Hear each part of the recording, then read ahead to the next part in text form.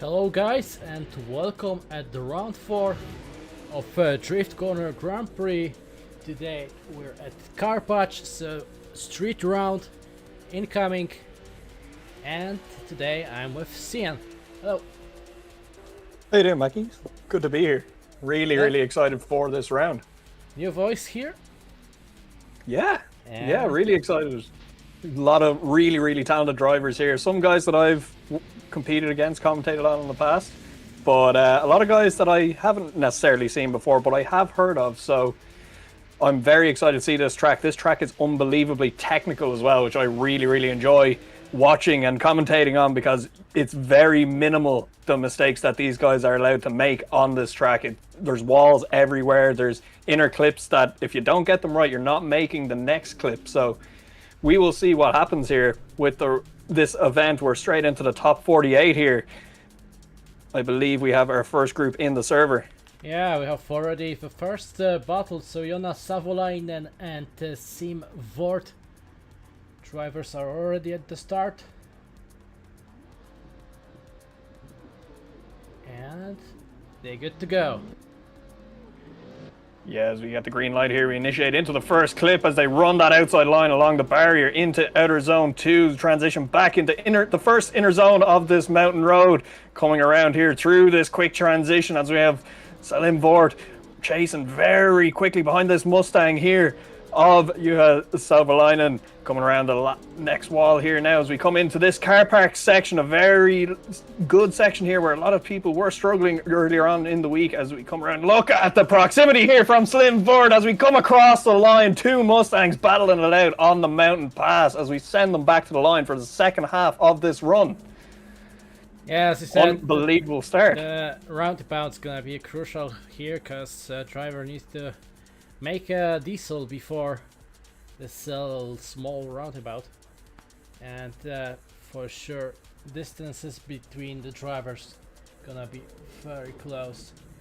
Okay, so they switch sides right now. Sim at the lead.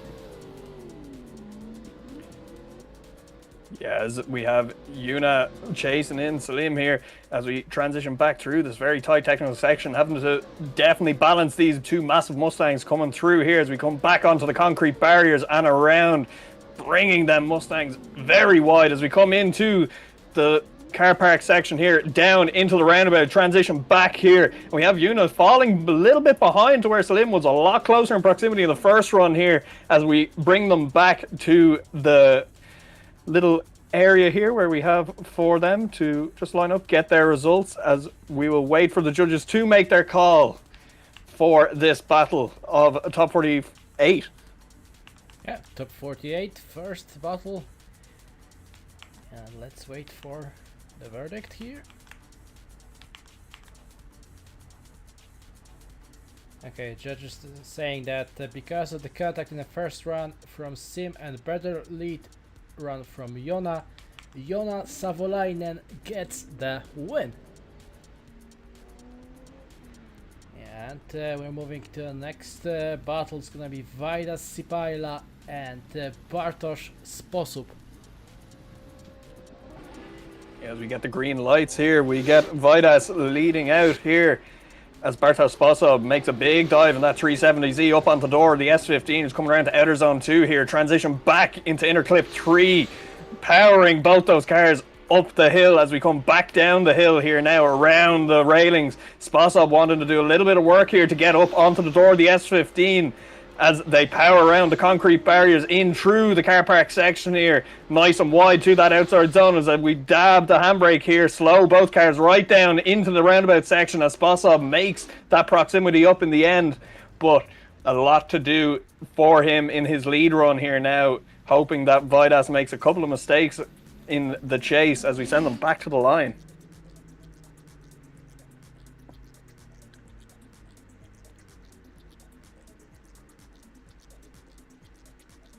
As we wait for them to get the go-ahead, we are lined up, ready to go. We will have Bartosz to lead out Vaidas as we get the green lights here. Vaidas right on the back bumper of that 350Z, initiates very close into that first outer zone as we come around to the second, transition back to inner zone 3. Look at the proximity here from Vidas in that S15. The back bumper of that 50Z is gone. As we transition back again, another incredible transitions. We make our way around the concrete barriers and into the car park section here as they line it up into this D-cell zone. Nice little bit of dab of handbrake there from Spasov as we come around the concrete barriers around the roundabout and across the line. The absolute proximity there from Vidas was unbelievable. Yeah, great run from Vidas as a chase driver. Really nice and aggressive attacks, and really well deserved win for him, and he is moving to a top 32 right now. Yeah, we go back to the line with Ahmed versus Jaroslav Pilecki. Pilecki, yeah. Pilecki. Oh, getting there. Whole season in DMP and I still can't get a Polish name right. You get to use to it. Yes, they leave the line here. We have Ahmed to lead out Yaroslav as we come around the first outer zone into the second as they start to power those cars up the hill here as they transition back to line them up for this nice long corner here. Yaroslav doing a lot there in that BMW, trying to get up onto the door of the 370 on a very, very tidy lead line here from Ahmed, doing an incredible job. Let's see how they pilot their cars through the last outer zone here. Very, very clean from both drivers and very good proximity from Yaroslav in that BMW as they head back to the line. Very, very good first run of this battle.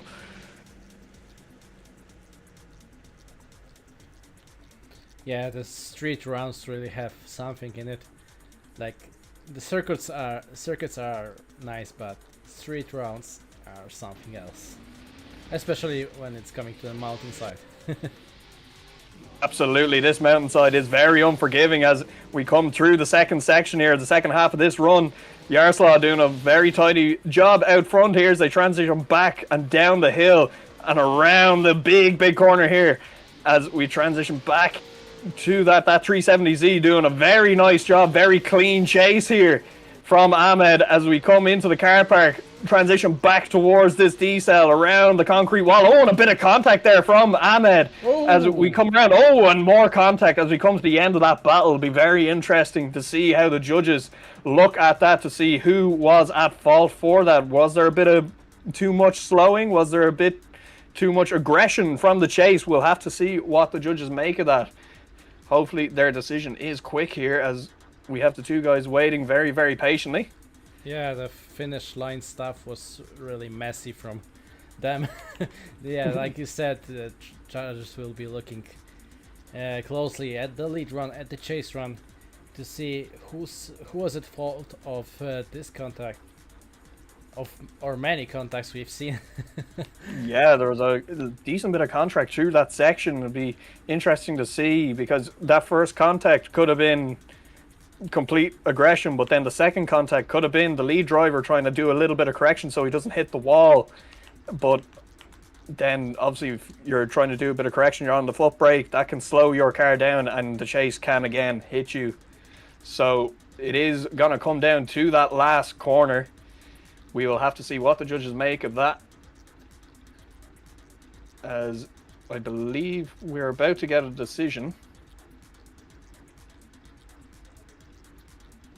Just waiting for... Okay, so judges said that Ahmed pushed Yaroslav into the wall in the last corner, so Ahmed was at fault. And that means Yaroslav Pilecki gets the win. And he's moving on. Moving on to the next two drivers, Ernestas Jakubelis and Hasan Celik. So yeah, Ernestas and Hasan, both Supras. Ernestas, one of the massive names in sim competition at the moment. Everybody is talking about what he's going to do next as he initiates in that lead run, coming through the first corner into that second outer zone as we come into the inner clip one. Hassan having to do a little bit of work here to get up on the back door of the Supra here as they initiate back through along the railings and around onto the big corner here at the concrete barriers. Very, very tidy run here from Ernestas. Hassan having to do a lot of work to keep up with the Supra of Ernestas as we transition back here now to the decel zone. A little bit of a correction there from Ernestas coming through that section, but across the line they go. And a very, very good run there from Ernestas Jakublis and Hassan Selik. We will send them back to the line. Hassan gonna have to do a little bit of work there from what I can see. But what I'm hearing now, one of our drivers cannot see the light, I believe. But okay. Yeah, Hassan just said that he cannot see the light. Okay. Unfortunate there. Yeah, but he can still see the messages at the chat, so. Yeah, so backups on backups here at DCGP. A lot of technology here. Yeah, like if you don't see the lights, you still have the chat, so it's more reliable for sure. Here they come. Absolutely, as we get Ernestas going door to door here with Hassan going through this inner clip here. Very tidy first section of this run as they transition back towards the railings here. Could have been a little bit deeper there, could Hassan, but look at Ernestas Jakublis right on the door of that Supra as we come around into the car park section here. Hit that outer zone perfectly as we transition back, and a big decel there and a hit on the wall for Hassan as Ernestas continues behind him on angle. So yeah, I think that will be all she wrote for Hassan, unfortunately, as we do wait for the decision. And yes, Ernestas getting the win there. Ernestas. So we will go to our next battle. Not right now, because we have to make a quick server restart. Yes. Okay, and we'll be back with a second group of top 48 and about the last battle. Yeah, really, it was great lead run till the roundabout when Hassan went just a little bit too hard there. And yeah, very unfortunate. Yeah, then end up in the wall. It's a very easy mistake to make there because you're decelerating so much into that section. The car, it's the perfect way to have the car unsettled is when you're decelerating, and then you have to get back on power to try continue that arc around that roundabout. It is very, very difficult to do. A lot of guys struggling with that section. So we will see what happens with the rest of the drivers in the top 48 here as we start to get ready for our next group to load in. Yeah, we have next battle, so Abdurrahman Al-Alawi and Jakub Don. That's our next two drivers. And talking about lead run in the second run, you need to take the consideration about the tires, because it's the second round of the same tire. So yeah, really hot. Absolutely. And they are worn up.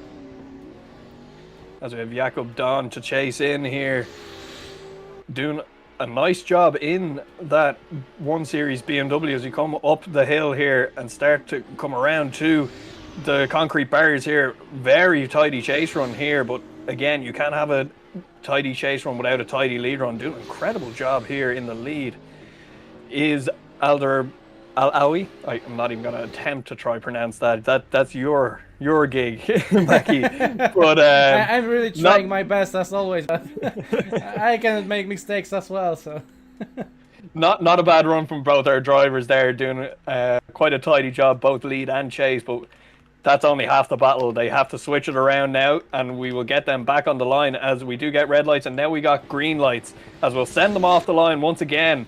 Oh, contact there off the rip as we have not even initiated yet. There was contact as we come around the outer zone 2 into inner clip 3 here. Jakub Don leading out that S15 as we come around to the railings here. Doing a nice job in the lead is Jakub as, we're very scrappy chase run here from Alawi as we're coming through into the car park here. Transition back into the D-cell. Will we see some contact? No. Good throttle control and brake control there in the chase as we will send them to the decision area to see what the judges made of all that. That contact on that second half of the run, even before they had initiated, will be massive for the judges to see who was at fault. First thing's gonna be this contact at the initiation, and that's the most crucial thing about this second run. Well, the judges were, I saw a lot of drivers asking questions to the judges about that initiation and where they could and couldn't go. So the judges were fairly clear on where the chase could go, where the lead could go. So it's going to be down to what the judges had told the drivers in briefing and what really the drivers made of that and how they interpreted it. Some people would interpret it different to others. So we'll see. The only really opinion that matters is the judges. The drivers don't really get a say on how that should go. So yeah, like judges said today before the tandems, they said that at the run-up, do not use more track width than it was shown at the briefing, so it's just a red line. If you reach the far left side, it will be considered as a mistake.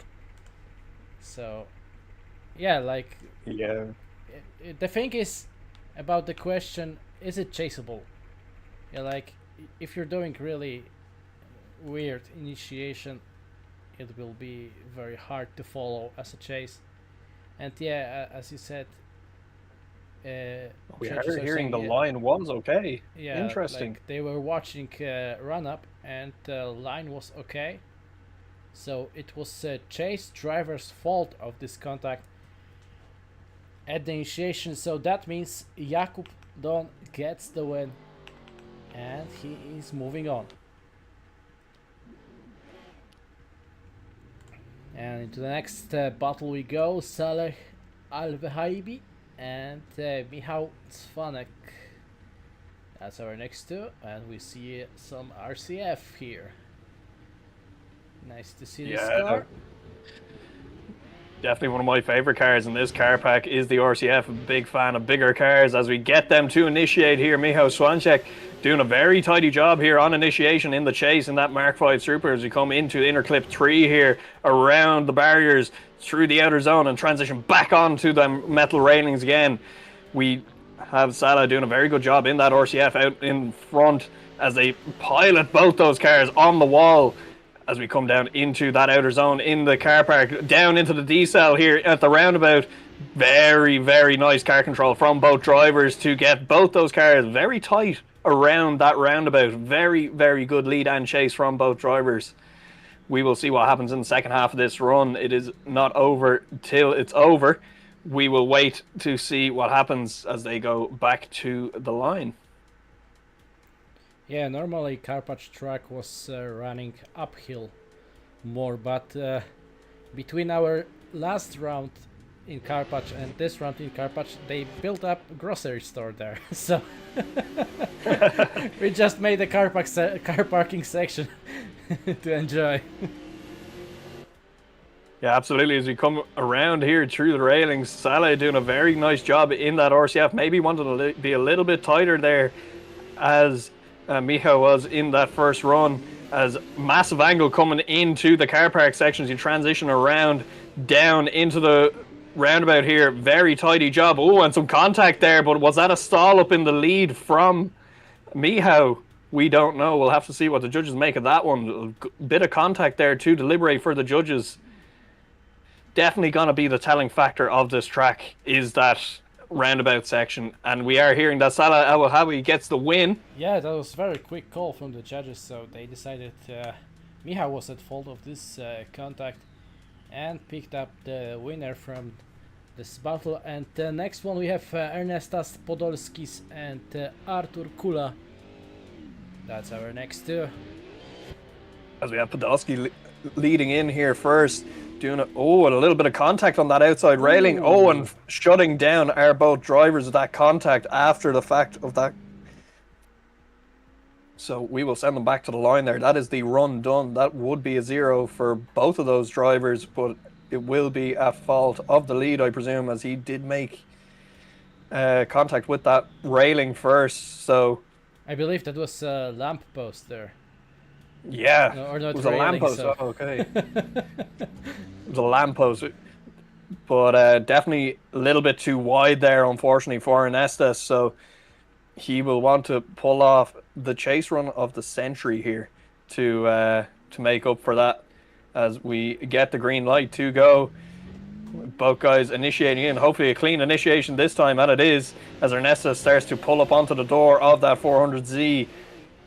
And we transition back here through the inner clip, around to the railings, as we transition back towards the railings here, going on that outside line, down towards the concrete barriers. Very close is Arthur there, as we come around again into our car parking section, that very testing section. Oh, and a bit of contact there on transition, I think, just before we came in there, as Ernesto's trying to make up all that ground there. Does a good job of making up the ground, but judges will be looking at who was at fault for that contact. Was there a bit of braking on transition there from the lead driver, or was there just too much aggression in the chase? And Arthur Kula getting the win there. So obviously that mistake in the lead was not enough. It was enough to knock him out, Ernestas. So unfortunately he will be dropping out. We'll see Arthur Kula back for top 16 or top 32 even. Yeah. As we get our next battle ready, it's Log Hugon to chase in Marek Bokok? Bokot? As we come around, check, yeah. So coming around to our railing section here to transition back to the concrete barriers. That 370Z of like right on the door of the E92 here as we transition down towards our car parking sections. They set up both them cars to come into the decel zone. Very tidy job from both drivers. Look at the proximity here in the chase from Hugon as we come across the line and send them back for the second half of that run. Very, very tidy runs here from both drivers, and they'll both be wanting to try replicate that for the second half of this battle.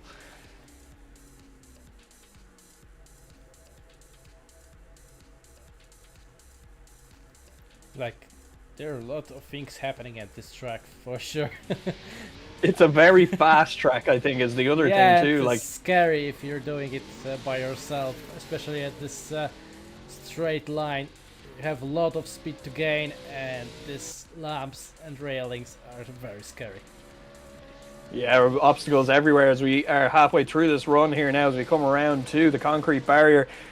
Marek doing a very good job in the chase here. Not too close, not too far. Always just kind of reminding that he is there of the lead driver as we come around into the decel here. A little bit more proximity would be nicer for Marek. He'd be wanting to be a little bit closer to the door of that 350Z as we send them to the decision area to get the results. And we will see Loic Hugon moving on to the top 32 as we go back to the line. I believe it is... Nope, it's gonna be a restart now. No, restart now. Yeah, These restarts are catch me off. Yeah, every 4 battles that's gonna be a server restart, so drivers can join without any problems with lags or anything else. Yeah, as I said, this track is really hard, especially comparing to the previous one when we have almost perfect both lead and chases. Now we expect a lot of things to happen during this battle. Some crashes, some contacts. Track is really fast, especially this straight section. Don't know what's the exact speed of the drivers, but they are really putting hard throttle in it. Yeah, definitely as well into that corner. It's a very tight corner to get around with the speed. You're coming downhill from the start line, so you end up having to shed a lot of speed to get through that outside zone 1 nice and cleanly. As we just wait for all our drivers to join in and all our judges and all of our staff to get ready for the next group. As you can see, some of the drivers just doing a little bit of last minute practice. They will get a call to go back to pits now very shortly, as in this group we've a couple of big named drivers here that I can see. Darius Ostrojka being one, Alexander Element being another. Two separate battles there. Alexander Carlos Bazinskas is who he's coming up against, and Darius Ostrojka, Titus Rozanski.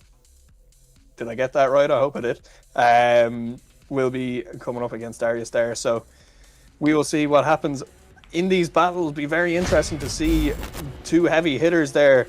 And obviously those guys who they're up against definitely want to take down two of the biggest names in sim drifting at the moment. So we will wait for the drivers to come to the line now. They did get that call back to pits, so we will get our first battle. It should be Juanan Jorquez versus Vova Sezonov. Yeah. Yeah, not too bad. Yeah. As you get entry into the first corner. As a little bit of contact with the lamppost or railing there as we come into inner clip 3. Sezonov doing a fairly tidy job in the chase here, pushing up on the door of the S15 of Jorquez, coming around through the concrete barrier section. Very long corner here, longest corner on the track as we come into our last little bit here into the D-cell. Ooh, doing a good bit of stall up there to make sure they get the right line through the roundabout section in the car park as we will send them back to the line. Massive D-cell. I think that might have been the biggest D-cell we've seen all day. But these guys know what they're doing more than me because they're the ones driving.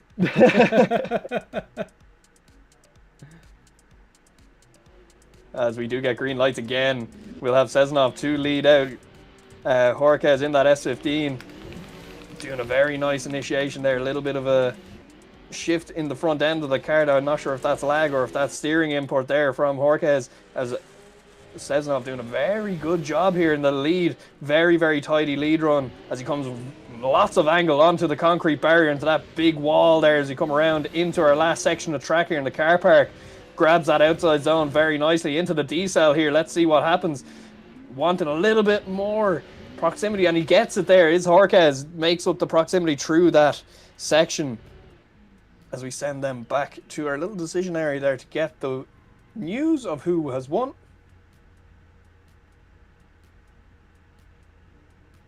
Judges might just look at that little bit of contact there with the outside railing, the first zone. Okay, so judges said that Vova pushed Juanan into barriers in the first corner, so that's why Juanan gets the win. There we go. So Carlos Bazinskas versus Alexander Element will be our next battle as they make their way to the line. The UARTA driver there of Carlos Bazinskas and Alexander Element pulling to the line as well. Element 2 chase in Bazinskas as they get the green light there into the first outer zone there. Oh, maybe a bit of contact there from Element onto the door of the 370Z as we transition back to inner zone 3, out onto outer zone 4 here, and then down onto the outer railings here. And the most important part of this track, or one of them anyway, is this massive long corner here. Big zone on the concrete walls. Do not hit that wall or you will upset everybody. As we come down into the D-cell zone here, 370Z of Bazinskas doing a very tidy job. Alexander Element right there though on the door of the 370Z, and very, very tidy job in the chase there from Alexander Element, as Bazinskas will have to do a lot of work here in the chase to make sure his chase is flawless. Make sure he gets the win for the rest of this battle. As we send them back to the line here, we should get the call to see are the drivers ready. Yeah, we get are we ready? And a go. Green lights here as both our drivers lead the line. That Petronas Oil Mark 5 Supra into that first two clips, doing a very tidy job through the intersection here. Bazinskas falling behind here as we transition down the hill here. Bazinskas trying to make up a lot of proximity here onto the Mark 5 Supra, and does get back onto the door of it as they come around the concrete barriers here. And as we go into our last section here in the car park, transition back here, set themselves up for the D-cell and onto that wall. Bazinskas trying his hardest to get onto the door of that Mark 5 Supra. A lot of speed tuned into that Supra there from Alexander Element. Very fast car, I believe. And yeah, Alexander Element getting the win there, as Bazinskas will drop out of competition, meaning Alexander Element is through to the top 32. As we move on to our next battle, we've got Darius Ostrojka versus Titus Rosinski. We get the red lights, and now we've got the green lights as we send both our drivers down into our first outer zone there. Initiation as Darius Ostrojka comes through the first outer zone, around the railings, into the second outer zone, transitions back into the inner clip here. Titus doing a very nice job onto the door of that Mark V Supra. Knows he can trust Darius. He's a very clinical driver as we come down into the big corner here, big outer zone. As we very, very nice angle coming around there as we come into our last section of track here through our final outer zone here at the roundabout. Maybe a bit of contact there from Titus onto the back of the Mark V Supra and around and across the line. Very, very interesting battle. Judges will be having a look to see if that was lag or if that was contact. I think Titus got a little bit out of shape there as they were coming through that transition. So we'll move them back to the start line as we get them ready.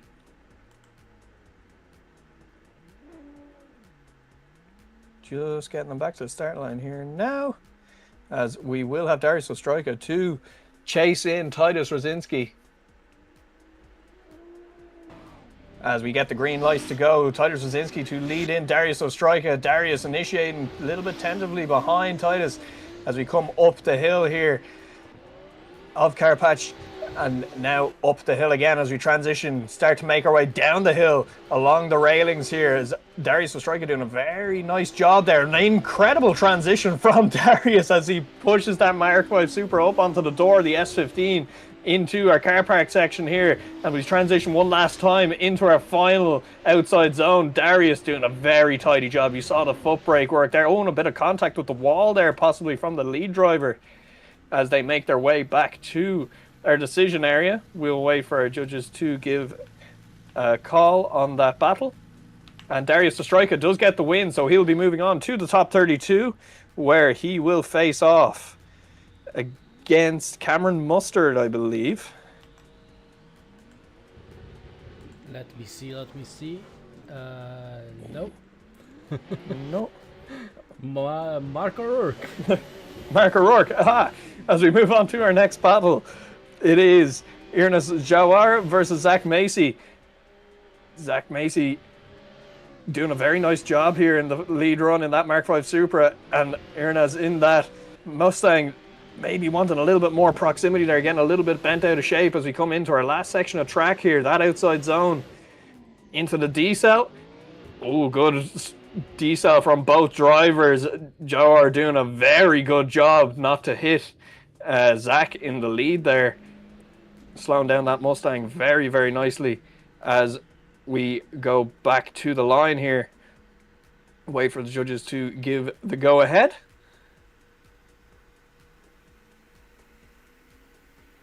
As we have red lights and then we have green lights, we get them to leave the line. Zach Macy to chase in Javor as they initiate through outer zone 1 around the railings into outer zone 2 here. Transition back. Zach doing a very nice job here.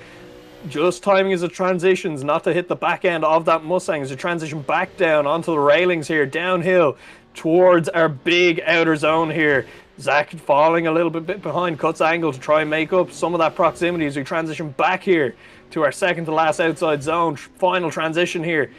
And Zach just a little bit shallow on angle. Oh, and shutting it down there. Maybe just getting it a little bit wrong, missing a clutch there. Looks like he stalled the car out a little bit. Unfortunately for Zach Macy. Not ideal circumstances. Or maybe that was the Ireneusz here that made a mistake. Went a little bit too hard and then his car just... Could be too. That could also be a thing. See, this is why I'm a commentator and not a judge. I don't see these things. Yeah, like I'm sitting as well and watching it from the TV cameras, and now judges are working hard.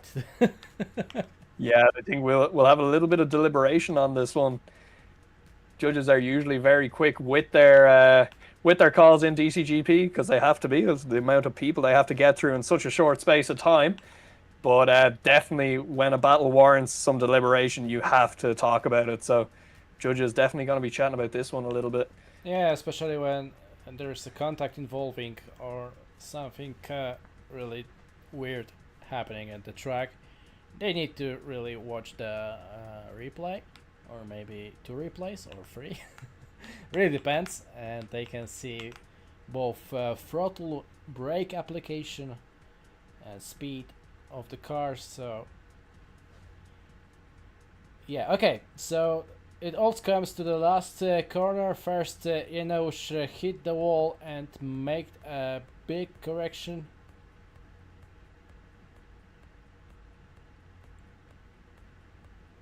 And because of that, Zach was straight on the chase. Yeah, he was just following lead driver. Yeah, so judges making a show of me there. So yeah, Zach Macy getting the win there. Yeah, because that was unchaseable coming through there apparently. So yeah, that's unfortunate there for I cannot pronounce his name, I'm gonna be honest. I'm gonna call him Javor. Can I call him Javor, that? yeah. Javor, as we go for another server restart here. Yeah. Yeah, like sometimes mistake from chase driver really be provoked by lead driver's mistake. So that was the case here. As I said, the lead driver made a mistake. Maybe he went a little bit too hard into this roundabout. Zach was following his line, following his speed, and he couldn't handle it. Going as a chase, especially when it comes to such a slow corner and tight corner as this roundabout is. So it's especially important in this side of the track. Okay, so we have right now last group of the top 48, and then we'll be moving on to a top 32 bracket, as already drivers from top 16 of qualification waiting for them to come. Yeah, definitely going to be an interesting top 32, because if you look at even some of the drivers that have come through a top 48, some heavy hitters qualifying lower than what we would really expect. The likes of Darso Strojka, even one of the most technical drivers, I would say, on the sim at the moment. He's very clinical. Dude's like a robot. Alexander Element was 47th, so he barely did the quali. A lot of these guys are like robots, and you would expect them to be getting unbelievable scores every time, but sometimes that's just drifting. You have to kind of make it up as you go, and unfortunately that is bottom 16 for those guys in the top 48. So again, we do get to see them battle it out if they win their battle in the top 48 in the top 32. So we will go to the line here where we have Sung Ki-young versus Michael Mashko. Yeah, Michal Mushko. Nearly getting there. As we get green lights here, Michal Mushko to lead out Sung Ki-young as we come through 2 RCFs here in this battle as we come around to outer zone 2 as we transition up the hill towards inner clip 3. 2 massive cars on this very tight track here as we transition down to the railings and start to line their cars up for the big outer zone here. And oh, look at that transition. Very good bumper to bumper stuff here as we come around into our car park section. Sung Ki-young doing a lot in the chase run here to make sure he's on the door of the other RCF here. Look at the proximity here, door to door, wheel to wheel as we come across the line. Sung Ki-young doing a very, very nice job there in the chase position, but Michal Mashko doing a very good job in the lead as well. Yeah, so have you seen his wall ride at this longest that is incredible. Yeah, he was really inside that wall. So we will send them back to the line here as we get the red lights, get those guys ready, and green lights, send them off the line here as we have Sung Ki-young to lead in Michael Mashko as we come around. Oh, and a bit of a straighten there from Michal in the chase as we transition back to the inner clip 1 here as we And no! getting all out of shape is Michał Moshkot. And Sun Ki-young just doing exactly what he has to do out in the lead here. Just making sure he can get that car around to the end of the battle. There's a lot of stakes there in the chase. He won't know that right now, but he's just doing what he has to do. Do his perfect lead run in his head. Oh, and a bit of contact there as well. I think that might have been caused by Michał as well. Yeah, Michał did very, very early transition there. I don't know, it was caused by Sun Ki-young or it was just his mistake, but it was very early transition there, and that's why he got lost. And for a second, he was definitely going straight line. Yeah, maybe trying to make up that a little bit of proximity that he lost coming through that first part of the car park section. Unfortunately, that is the way it goes sometimes. But the judges will still look at it. They'll have to look at that just to make sure that there was nothing incredibly out of shape there, that something wasn't going wrong with the lead, which I don't think there was. I think that was just unfortunate mistakes there from Michał. As we wait for the judges to make their decision, both guys waiting very patiently in the decision area there. In both of those two beautiful RCFs. Big fan of the really RCF chassis. Shame that we need to eliminate one of them.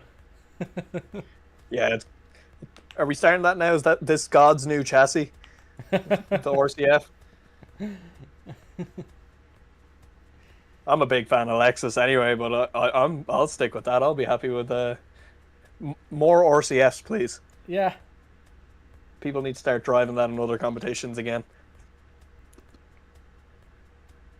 Okay, judges said that the second round there was no zero mistake in the last corner, but there was definitely a zero mistake from Michał at his chase. So that means Sun Ki-young gets the win.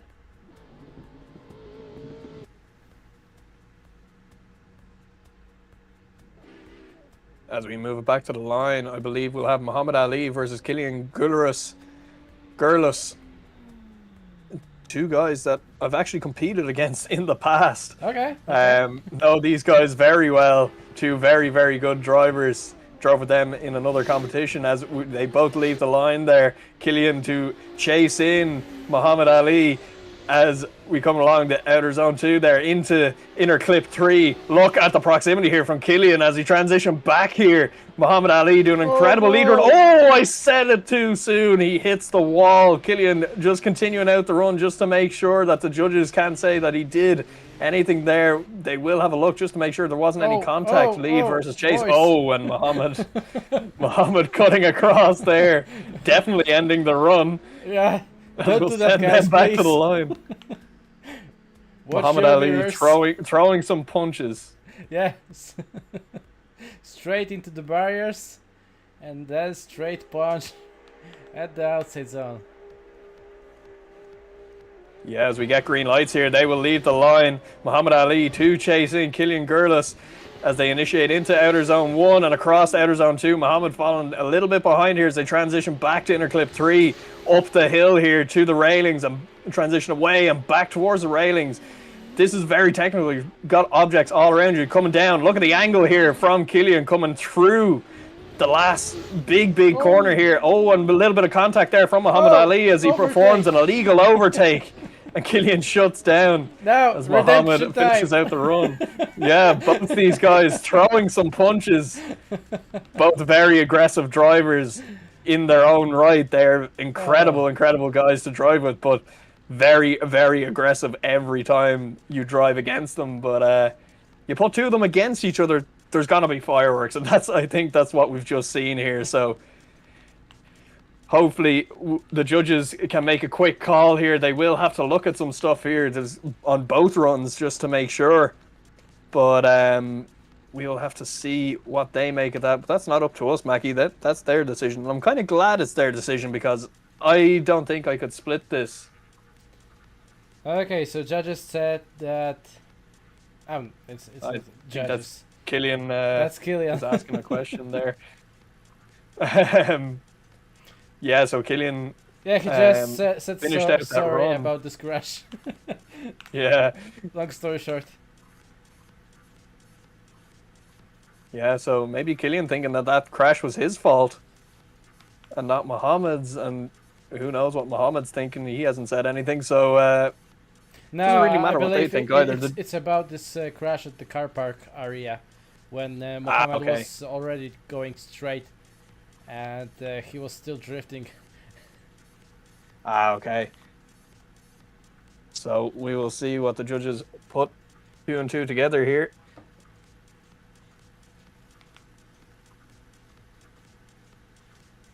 As we do start to get a decision to roll in here. Judges saying they had looked at the end of Outer Zone 6 just to see what happened there. And Killian almost stopped in his lead, so We can they we can have one more time. we could have a one more time here. As there was, yeah, it was unchaseable for Muhammad. So just get confirmation there that it is a one more time. Yeah. So yeah, one more time there as we get those guys back to the line. They get to reset for a new set of tires. As the tires they're on, it'd be a bit cruel to send them out on that. Be like drifting on ice. Yeah, I think that they will not survive the third and fourth run at this one. Yeah, no, it'll be a bit slow, I think, as we do get ready to go. We get the green lights to send those drivers down the hill once again as Muhammad Ali leads in Killian Gurlis. And Killian going to be pushing hard against that GT86's door there as we transition into the inner clip here, around, up the hill, around the railings here as they transition back now to try set themselves up. Oh, and Killian hits the wall there as Muhammad finishes out the run here, doing an incredible job in the lead, right on the wall there, planting the back end of that GT86 as Killian tries to get back into this. I think that will be a 0 for him in the chase, unfortunately, as he does start to get back up on the door, as they will make their way back towards the line there. Oh, and a bit of contact right at the end there. Yeah, things are spicy here with this too. Absolutely. These guys are incredible to drive with, but if you put, like, you're practicing with them, it's nice, it's chill, but as soon as these guys go into competition mode, it's pure aggression. As we send them back now down the hill for the last time.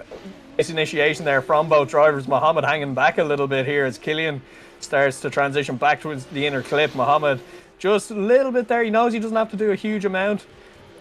He knows Killian had a little bit of a stipple there on the last runs. Killian trying to do as much as he can in the lead here. Look at the lead line here from Killian, making it very easy for Muhammad to chase as we come into the last section here, down into the D-cell. Good D-cell from both guys. Muhammad putting it on the door of the Mark V Super there of Killian Gurlis. As we will get them to the decision area, see what the judges made of that. A few mistakes again from both those guys, but Muhammad Ali getting the win there. And he will move on to the top 32 as we move it along to the next battle. It's Adrian Chase versus Sebastian Talaj. Talaj? Ah. I've checked him at the Facebook, so to make a confirmation, because there's no Polish letters here. Okay, so as we go through the first section of track here, very clean from both guys. That estate BMW is killer. That Escuco driver doing an incredible job out in the lead here, piloting that frankly massive car. Sebastian doing an incredible job in the RX-7 here, pushing up on the door of that BMW as we come down into the last section in the car park here, as we transition back towards the D-cell, set themselves up very, very nice. Doing a very tidy job getting those cars to rotate around the roundabout and across the line. As we'll swap them around now, we'll have Sebastian to lead Adrian in the second half of this battle. Get them back to the line. Yes, as I like to say, that's an M3.4 Touring Evo GT3 competition. It is all of the. It's the whole BMW catalog in one car. Essentially, that thing is nuts. As we get car them do to you want? initiate. Yes. Yes, Adrian just wanting everything all at once as we get them into interclip 1. Adrian doing a very tidy job in that massive BMW there as we come through to the railings here to start to work our way back down the hill as we come along. Look at the line here from Sebastian right on the wall there, rubbing the back end of that RX-7 through the wall as we come into our second to last outer zone, transition back into the D cell. Adrian, making a bit of contact there, and that's a lot of force to hit that tiny RX-7. It was a big, heavy car, that BMW. So Sebastian doing a very nice job there to keep going with that. We will see who was at fault. Was there too much of a D-cell? Was there not enough D-cell from the chase, maybe? But we'll see what the judges make of that one. We'll have a quick look at it here, just to make sure. Yeah, there's a lot of contacts to look for at this last outside zone. So definitely first thing is if the deceleration was okay from the lead driver, and then what happened right after it when they were already at the roundabout section. Yeah, we wait for Adrian asking a question if he threw too much at the end. Possibly, Adrian, possibly. We will see. That might be a thing, but we're not sure right now. Yeah, I think Adrian carrying it just a little bit too much speed there right at the end. Unfortunately for him, but doesn't matter because he looked good doing it in his BMW E, but E stands for everything. It depends from which side you're looking for. EG. As we do start to get results here from the... Okay, so judges said that was too much braking before the last corner. Lead wouldn't be able to feel the zone, so it was the lead's driver's fault of this contact, and that means Adrian gets the win. So sadly for Sebastian, it was his fault of this contact. And now back to the line. Yeah, Adrian Matejek, another man, and Gert Kubarsep.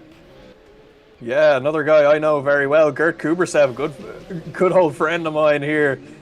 Done battle with Gert a couple of times as they move along up the hill here to the railings as we transition back now, try set themselves up for the concrete barrier section coming down the hill, doing a very tidy job as Adrian in the lead here. Gert Kubersev right there as well on the door in that chaser as we come into the last section here, the track into the D-cell. A lot of D-cell there in the lead from Adrian as Gert does a good job to avoid contact and get onto the door of that 370Z as we will move them back to the line. Gert in that, let's be honest, massive chaser there as we wait for them to get back on the line. Judges will just take a quick reset and just make sure that they're all good on their end. We'll get the ready question mark now in a sec. Yep, there we go. So green lights, off they go. They'll leave the line here. Gert Kubersev to lead in. Adrian into the first corner. Outer zone 1 looks very good from both drivers. Unbelievable proximity here from Adrian as we transition back up into the hills.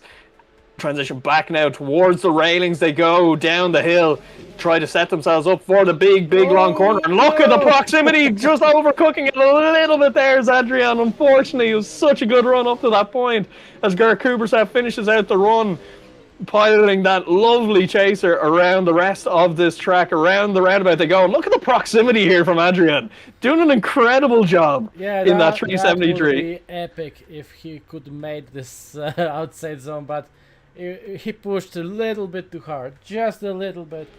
So that means Gert gets the win here. Woo. Yeah, as we will take a reset for top 32. That's our top 32 filled, I believe. Yeah, that was the last battle in a top 48. So right now we're moving to a top 32. So the winners from the top 48 bracket will be going up against our top 16 qualified drivers from Monday and Tuesday for the win in this round in Karpacz.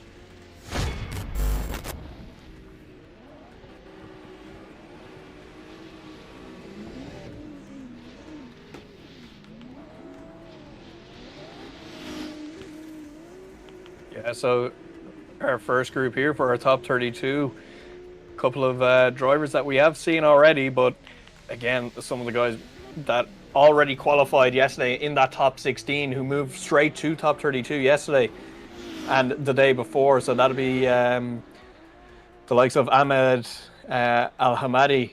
He was already in there. Liu Bingcheng already in there as well. Paul Gonzalez, I believe, is one. Simon Sandman. Simon, another guy who I know quite well, but another heavy hitter in this championship. A guy that a lot of people want to beat. And then obviously rounding that off, we have Yaroslav Pilisheki, Ernestos Jurkubelis, Vidas. I'm not even going to attempt the last name because I'm going to make a Haineswood, and then Yuna Savalainen there as well to round out that first group, as we've just gotten the call for the drivers to come to the line, and it will be Juha Savalainen to chase in Ahmed Al-Hamadi. As we get red lights, we get green lights, we'll send them off down the track here to initiation. Al-Hamadi initiating lovely through that first section of track. Yuna doing a very, very nice line there in the chase as we work our way up the hill here. Yuna wanted to get a little bit more proximity, starts to reel in that S15 here as we come down into the big corner here. Look at the line here from Al-Hamadi doing an incredible job. And oh, Yuna making a little bit of contact, having to shut down there as we come into the last section of track. Just a bit of decel. You see the footwork there from Al-Hamadi in the lead there, just locking up that front wheel, trying to slow the car down and just arc the car around that roundabout. But a bit of contact there. Great lead from Ahmed. Like, you can definitely see why he was top qualified drivers for this round. Like, his line and angle, it's crazy. Yeah, it's incredible to see as we get Ahmed to chase in Yuna now, and look at the proximity here from Ahmed, doing an incredible job. Is Ahmed, as we come around now, coming to transition back down the hill. Yuna doing an incredible job here as well in the lead, doing a very tidy lead. Not as close to the wall as he would have liked as he starts to work it all the way out there. Very big car is that Mustang, as Al-Hamadi doing a very nice job in the chase here. Ahmed transitions back onto the door of that Mustang, just stopping the S15 before he hits it, and across the line they go. Unbelievable set of runs from Ahmed Al-Hamadi there. Yeah, I'm really looking forward to see him in the next battles, because this driver here at this track, whoo, he is on fire. Yeah, definitely. I was watching his qualifying run from the other day, and oh my god, it's just it's like watching it's like watching an AI just drive the track. It's incredible how these guys, like, it's not even just Ahmed, it's a lot of the drivers in the championship at the moment. A lot of guys just like robots, just and he perfect did everywhere. Twice. He had 98.5 in the first run and 98 in the second.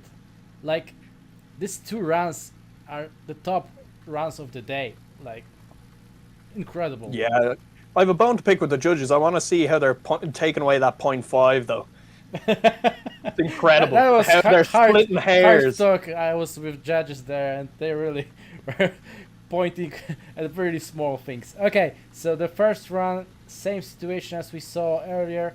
Lead after outside zone number 6 almost stopped. Oh, there's no place for braking or slowing down.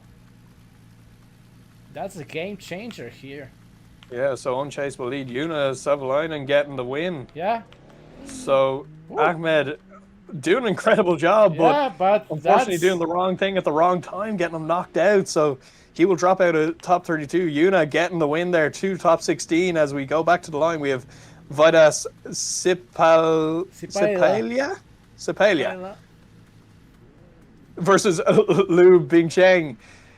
As we have them on the line, we get the red lights, we do get the green lights. Liu to lead out Vidas there in that 370Z as they initiate into the first corner. Vidas a little bit shallow there of the 370Z, trying to work his way back onto the right line and up onto the door of it. As we come around here, Liu doing an incredible job in the lead, hitting up all of the points there, all of these clipping points, doing a very good job. And and some contact there from the chase, sending Liu into the wall. So hopefully the judges know exactly what's going on there. We'll get a quick get them back to the line there, but who knows? We could see, like we just saw, something that maybe not necessarily that we saw or the drivers thought about. Maybe some braking in the lead where they shouldn't have been braking. So we will see what happens as we get them ready on the start line. We get the green lights. These guys will leave the line, go down the hill, start to initiate into the first corner, into outer zone 1. Goes Vidas as we come around. Liu Bin Cheng right there on the door as we transition back to the inner clip 1 here, around. And transition back towards the wall here, work our way down the hill, set themselves up nicely for that concrete barrier. Very good job onto the wall there from Vidas, doing an incredible job, just tagging that S15 along the rear of the wall as we come down into the last decel section here. Around Lou doing a very nice job to just keep that 350Z at bay, not make too much contact with that S15. As they will settle in now to the... And Liu Bin Cheng getting the win there, so that contact obviously caused by the chase there. As we will go back to the line to our next battle, and it's Simon Sandman versus Yaroslav Pilishek. Welcome Did to I get it round right, 4 Maggie? of Pilishek? Piletsky. Piletsky. Yeah. I'm going to have to write that down. As we get green lights, Yaroslav to chase out Simon Sandman. Simon Sandman, this is his first battle of the day, initiates to that outer zone 1, around to outer zone 2, doing a very nice job in the lead here with Yaroslav right on the door of that S15 of Simon Sandman as we transition back here towards the railings down the hill. We transition again down the hill, right onto the wall goes Simon Sandman. Yaroslav trying to reel him in nice and slowly there, gets onto the door of the S15 as we come into the car park here, transition into the second last outside zone and around to our last outside zone. Good decel from both guys here. Simon Sandman, one of those clinical drivers again. Just very, very technical. Puts the car on point every time. You can rely on him so much in that lead. And you'll see a lot of guys in the chase with these drivers that can lead. They just go straight for their door and they do not leave it because they know they can trust them. They know they're going to hit their points properly. So we'll get them back to the line here and we will switch them around as we get red lights, we get green lights. We'll send them off down. Simon Sandman to chase in. I already forgot how you pronounce it. Simon Sandman doing an incredible job through that first section. We transition back here to that inner clip 1.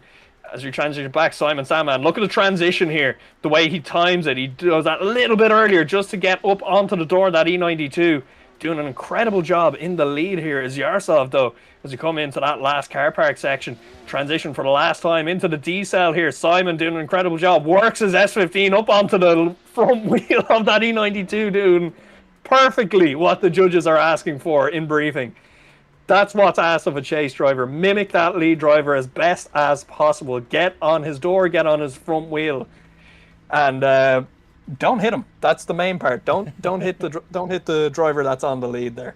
Yeah, I really as we do like, wait for a bit of a decision. Yeah, I really like TOP48 face as warmed up drivers from TOP48 going up against top qualified drivers. It's really nice to see. And about results, Simon Sandman gets the win. Yeah, as we go back to the line here, we've got Ernestas Jacubelis to take on Paul Gonzalez, the Spanish driver there to lead out the madman that is Ernestas Jacubelis in that Mark V Supra, and they initiate in. Ernestas right on the door as we transition back up the hill here. Paul Gonzalez doing a very nice job out in the lead here as we transition back towards the railings here. Look at the initiate. Oh, and a bit of contact there onto the railing. That will shut down the run there. I think Paul just getting it slightly wrong as he does try to continue out that run. That will be a 0, unfortunately, as we finish out the run here, coming down into the final section around the roundabout. Ernestas getting back up on the door, just taking a bit of practice. Run is done. Judges have already made their decision. As we'll send them back to the line here. Just a lot of guys maybe just checking to see what the grip levels are like down that end of the track. We just had a server restart, so it is a little bit different maybe to what they were working on. So we will get them back to the line. We have red lights and now we have green lights. We'll send them down the track. Ernestus Jacoblis to lead out Paul Gonzalez. Ernestus, one of those robot drivers I was talking about yesterday, and you can see that from this look at the line here from Ernestus, doing an incredible job out in the lead, but making life very easy for Paul Gonzalez. As you can see, he's right there on the door of the Mark V Supra in that GT86, doing an incredible job. Look at the line here, down onto the concrete barriers, the big section here. Incredible job from both drivers. We come into the last bit of the car park section here, transition back into the D-cell. Paul Gonzalez doing an incredible job in the chase here, as Ernestus Jacoblis doing an incredible lead line. This is why Ernestus is seen as one of the best in the sim drifting world at the moment. He is unbelievable at just doing those robot lines, and Ernestus getting the win there. We can see as Paul Gonzalez does give his congratulations to Ernestus. Yeah, we will. Great run from Ernestus, really. It's just incredible. Yeah, just incredible. Okay, and here the restart comes. So, new drivers will come to the server with the second group of top 32. Yeah, some very interesting drivers in here as well. Cameron Mustard, one of those massive names in sim drifting as well. Linus Tornquist as well. And then we also have some of the guys from earlier on, the likes of Alexander Element. Oh, sorry, that's the next one. We've Loic Hugon coming up against Cameron. We have Arthur Kula coming up against Linus Tornquist. We have Jakub Don coming up against Damian Vishek. And Salah Al-Habibi. Haibi. I'm just going to call him Salah. I'm just going to call him Salah. I will get these names better, I promise. I definitely will. I'll do some study in the off time. But yeah, we've got an incredible group here. This is going to be another... I think we might lose our voice here now, Mackie, if I'm honest. But yeah, this is going to be incredible. As we just let the guys have a little bit of a quick run out just to settle themselves as we do get the call there. So we will get our first battle of this group to the line. It'll be Damian Vishek versus Jakub Don. Jakub Don, we saw him earlier on in top 48 as we get red lights and we then get green lights. We have Jakub Don to chase in that 370Z of Damian Vishek, doing an incredible lead line there is Vishek as we come along through the outer zone 2 into inner clip 3, powering both of those cars along this center section as we think we see a bit of lag from Jakub Don coming around here down towards that outside zone. Doing an incredible job, our both drivers. Look at the proximity here from Jakub in the chase as we come into our parking section here down towards the D-cell. Jakub, you can see no. That little bit too far. You trying to use the little bit of momentum that he had to just get that little bit closer onto the 350Z. Just did a little bit too much. Unfortunately for him, we'll send him back to the line. And Jakub, yeah, confirming in the chat there that he had a lot of lag. So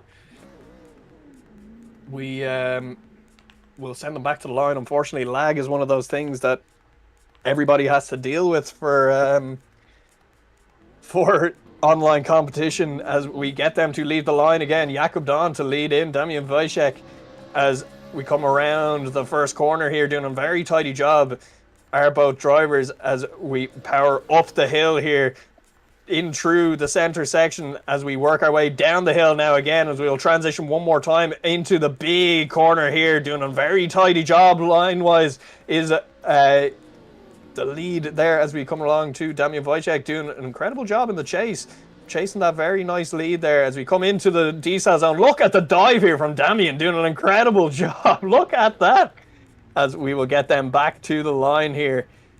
See what the judges made of that as we get Jakub Don there on the left, Damian Vishek on the right. Contact from Jakub in the first run, last corner. Damian Vishek gets the win, so Jakub Don dropping out of competition there. Unfortunately, as we do move it on to the next set of drivers, it will be Wojtek Gazaweski versus Salah. I'm not even going to try it.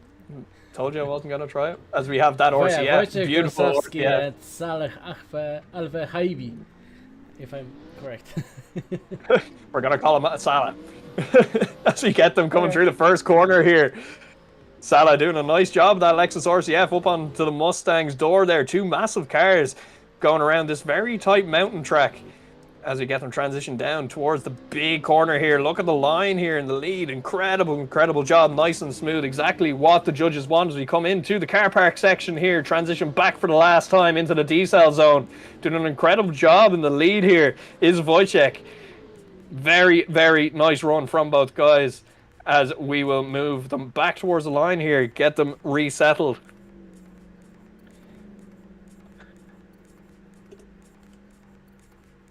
As we wait for the green light from the judges here.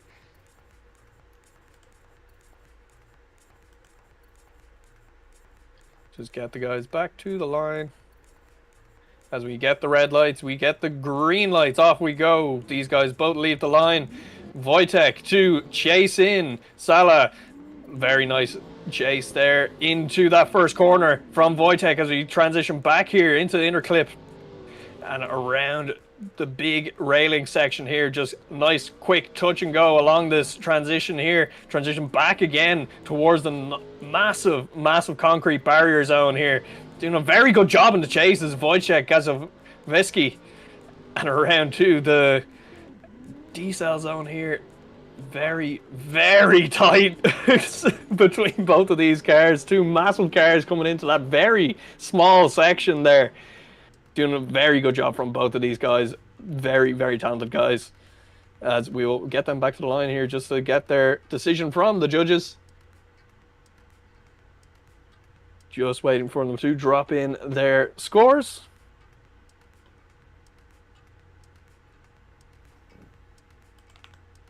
Just a little bit of deliberation there. Maybe just looking at something that maybe we didn't see, Mackie. Yeah, probably there's one thing or maybe two things that needs a little bit more of replay. But right now we have some infos from the judges, so that was a big mistake from Wojciech and his chase run last corner, really wrong line, so that means Saleh gets the win. Yeah, as we move it along now to our next battle, will be Artur Kula versus Linus Tornquist. Linus to lead out Artur. As we get red lights, we get green lights. Off we go here. Linus to lead in that BMW. Artur Kula in that Z chassis there. Oh my god, look at the proximity here from Artur Kula through that first section. Unbelievable proximity as we have Linus doing an incredible job out in the front here. Another guy who's just incredible in them lead runs as we transition back here. Look at the angle from Linus onto the wall there. Doing an incredible job putting that BMW exactly where he needs to put as we transition back here and out towards the decel. Doing an incredible job. Look at the proximity from Artur Kula just tagging the side of that BMW. Very nice run. Yes, great stuff from Artur. Coming like a wrecking ball in his chase run. Right behind the Linus, who was also making an incredible lead run. Especially at this long outside zone. Making a wall ride from the start to the end of this zone. And we're going with a second run of this battle now. Yeah, good initiation from both guys as they come through the first section of track here to outer zone 2 as transition back here. A little bit of contact there from Linus in the chase there onto the back bumper of Artur Kula as we come along now again towards working our way down towards the big concrete barrier section. Linus just reeling in that 400Z chassis, doing an incredible job as we come into the car park section here. Start to transition back towards our decel. Look at the proximity. Big dive there from Linus. Bit of contact and sending Artur Kula into the wall. Very interesting here. Could we see the same thing again where we saw a little bit too much decel, or was Linus just that a little bit too aggressive? Yeah, this round is really starting to become Drive to Survive. Yeah, Artur Kula getting the win. Linus saying bump in the chat. Yeah, bump. bump, and unfortunately he's bumped out of top 32, and Articula is bumped into top 16.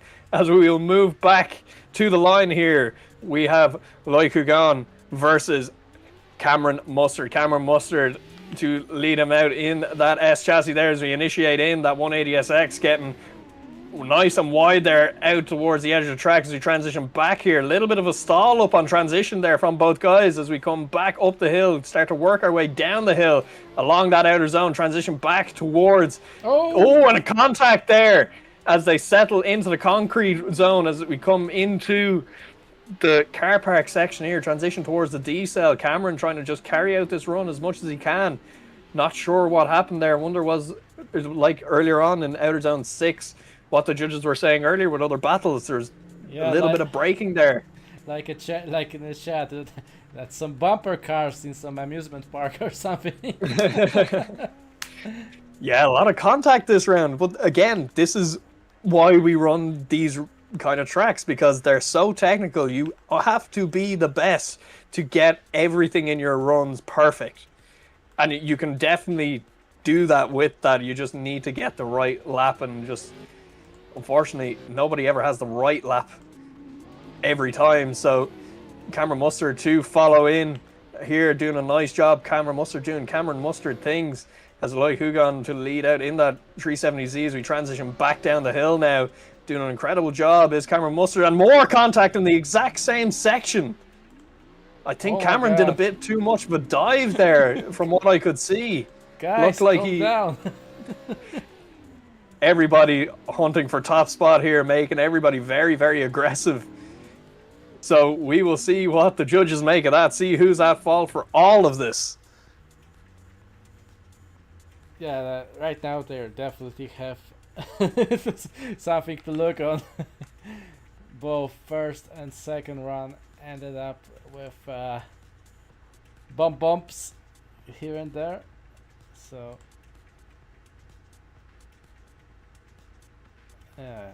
what the judges are saying. So they said that was a contact with a wall from a leader first, so that means Cameron Mustard gets the win. So as we will do a quick restart here, we get our next group into the server.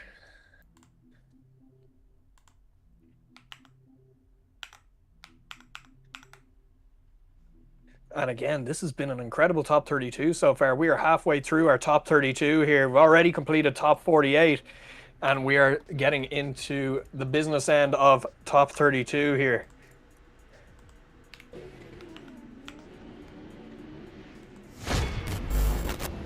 As we just give our guys a little bit of a look around.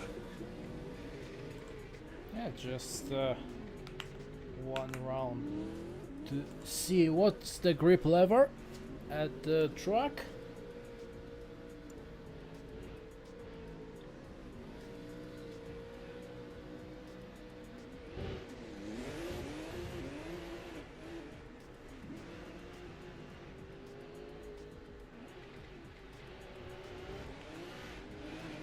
Okay, so we have just a little bit more, so one of the judges need to make a computer restart. Drivers will have a little bit more of practice before their runs.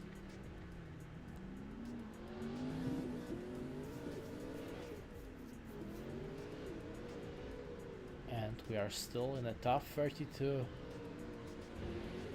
to see who is gonna be in the top 16 of round 4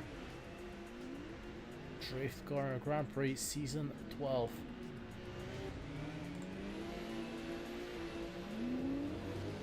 Hello there. Yeah, hello Tiny, hello. Hey Mackie, how's it going? Yeah, looking good right now. Yeah, I've seen the last couple of rounds. Some guys are being very gripped up and speedy through some of the zones, and making contact with walls is insane. This competition is absolutely awesome, and I've seen Ian over here. doing a great job commentating. I'm gonna be hanging out for the last half of the top 32 before I have to head to work. But yeah, it's been exciting. I love seeing these guys rip.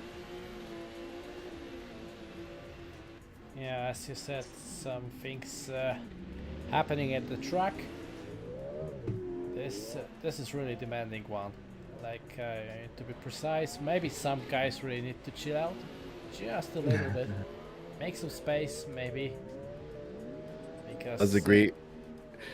It's yeah. I would definitely agree with that.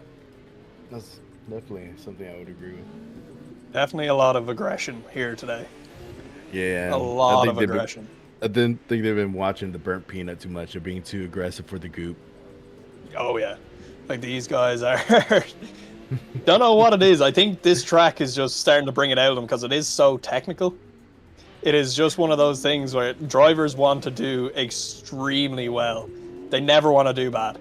So you get some of these guys really wanting to pull it out of the bag, but all that pressure does start to get to you at a certain point, and you can see like the last couple of runs we've had, I think every battle in that last group we had contact. So it's a bit mad. Yeah, for sure. It's definitely one of the more technical tracks. The drivers have to move a lot more. The wheel manipulation of the pedals going through the whole track compared to many other tracks from what I see, because there's a lot of, from what I'm seeing so far, is the touch and go and then diving in from the roadside into the parking lot and then a decel right after that. And that's sketchy. Luckily it's a sim. If this is real life, the pucker factor would probably be even more real for some of the drivers, but these guys are handling it as best as they could. Yeah, absolutely. But we see those drivers that are, like, we call them the heavy hitters. We call them the guys that are everybody wants to beat. You've got the likes of Darius Ostrojka, Ernesto Trikubas, Alexander Element, Nico Strela, who's in this group here now. Like, these guys are massive names. And even Mark O'Rourke, some of these guys who've been around for absolutely forever. Mark O'Rourke definitely being one of those guys. For as long as I've been around, he's been around, and I'm pretty sure he was around a lot longer before I came on the scene. But Mark, one of those drivers as well, who definitely can just, out of nowhere, just cause some real upsets. So we do get our first battle on the line here. It'll be Nico Strela versus Juanan Jorquez. As we get them to leave the line, Juanan Jorquez to chase in Nico Strela, that Heinz 350Z as they come around that first corner through outer zone 2 into inner clip 3. Jorquez doing a very nice job onto the door of that 370Z as we come back towards the railings here, start to work our way down the hill as we transition back again to the concrete barrier. Look at this from Jorquez, doing an incredible job to the lead driver of Nico Strela. As we come into our car park section here, down into the D-cell, Jorquez doing an incredible job. Look at the proximity here, just stalling up that S15 just enough so he doesn't hit Nico Strela in that 370Z. Nico doing an incredible lead run there, though. Perfect the whole way around. Yeah, Nico on that last turn, how he left foot braked, and you saw that wheel stop and wave at the camera while he was going around that last turn. Man, that was really an example of the class of driver he is. And Juan Jorquez is also a gangster as well. Yeah, as we get them to leave the line here again, Jorquez to lead out Nico Strela. Let's see what he can do. Nico piloting that 370Z as get up onto the door of the S15 here, doing exactly what he needs to do. Judges wanting to see that clean mimicking in the chase position as we come around down into the concrete section here. Nico starting to reel in Jorquez. Look at the line here from Jorquez as well, right on that outside line of the concrete barriers as we come through the second to last outside zone and down into the D-cell. Oh, throwing on a lot of angle there is Nico Strela as we come through the last section. Very tidy job from both drivers here. We will get the judge's decision on what happens here. Yeah, that last turn, Nico tried to slow himself down, added more angle, but his back bumper made some contact with the lead car, so I'm pretty sure the judge is going to look at that. Did a great job on Jorquez at the whole lap. He did a great job in chase and in lead. So I personally would probably see it going in favor of Juan, but Nico did a great job in the lead and giving the door to Juan. So this could go either way. Man. And with that Heinz livery, too. Yeah, Nico, one of those guys who's really, again, one of the technical drivers on the grid, just pinpoint accurate every single time, and definitely pairing well with the 370Z chassis as we wait for judges to just drop in their scores there, probably having a bit of deliberation about that little bit of angle that Nico put on at the end of that last run.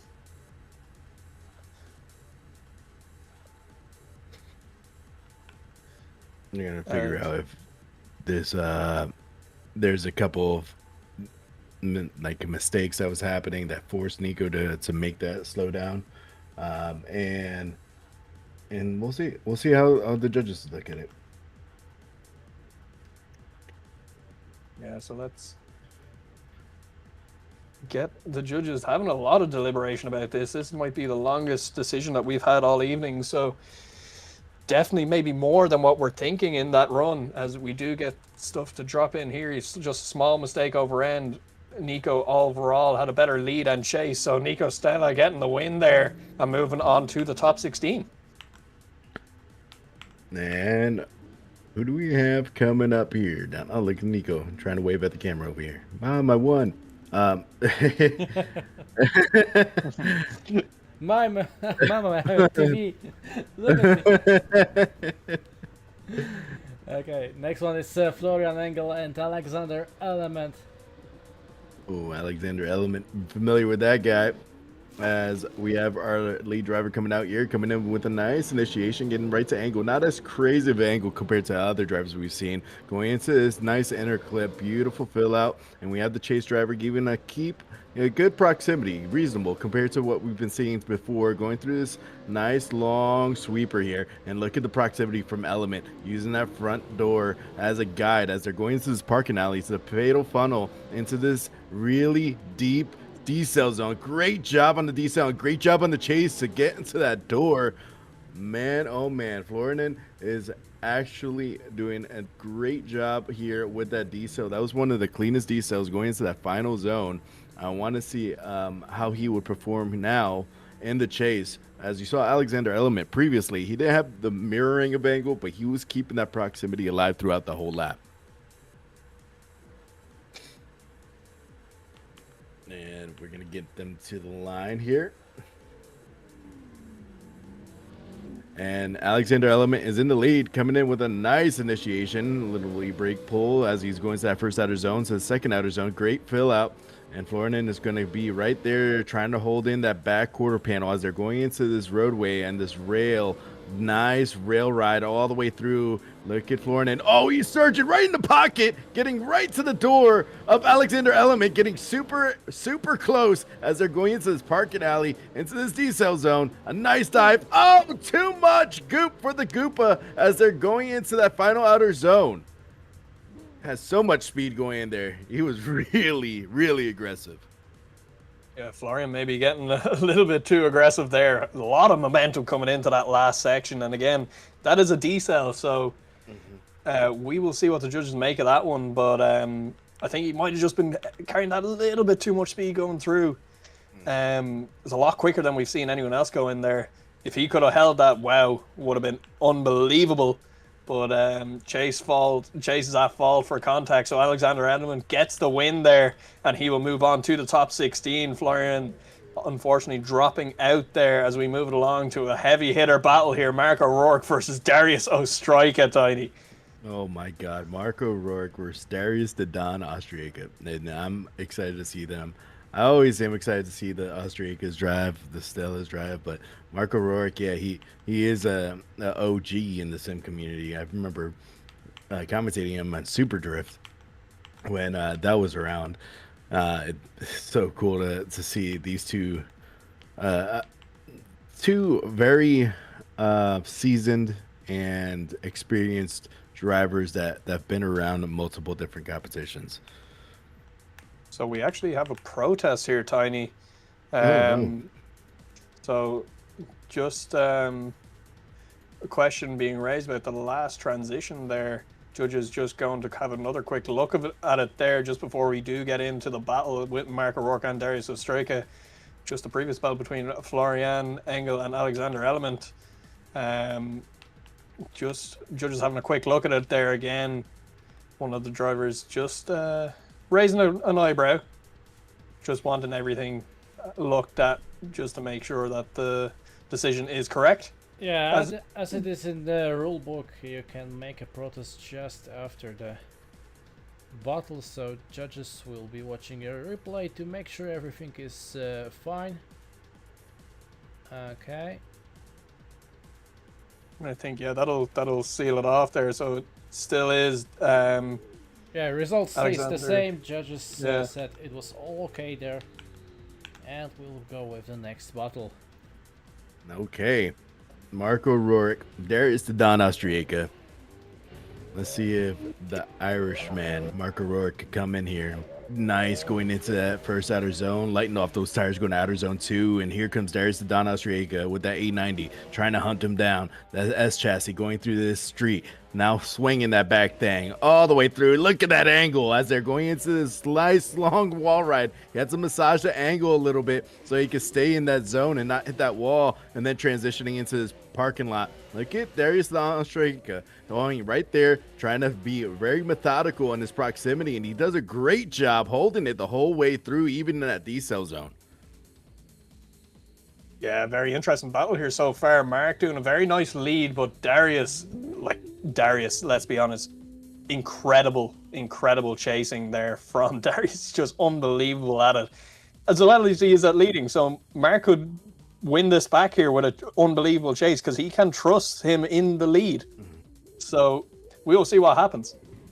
Yeah, and here comes Darius in the lead. Let's see what the Don has here at this track, and as he's going to first out of zone, lighting off those tires right to angle. Beautiful fill out, but look at Marco Rourke. Oh, a hesitation, a bobble in the chase as they're going into the street railway, going all the way through. Nice sweeping turn, a big mistake as well from Marco Rourke in the chase, going into his long sweeper.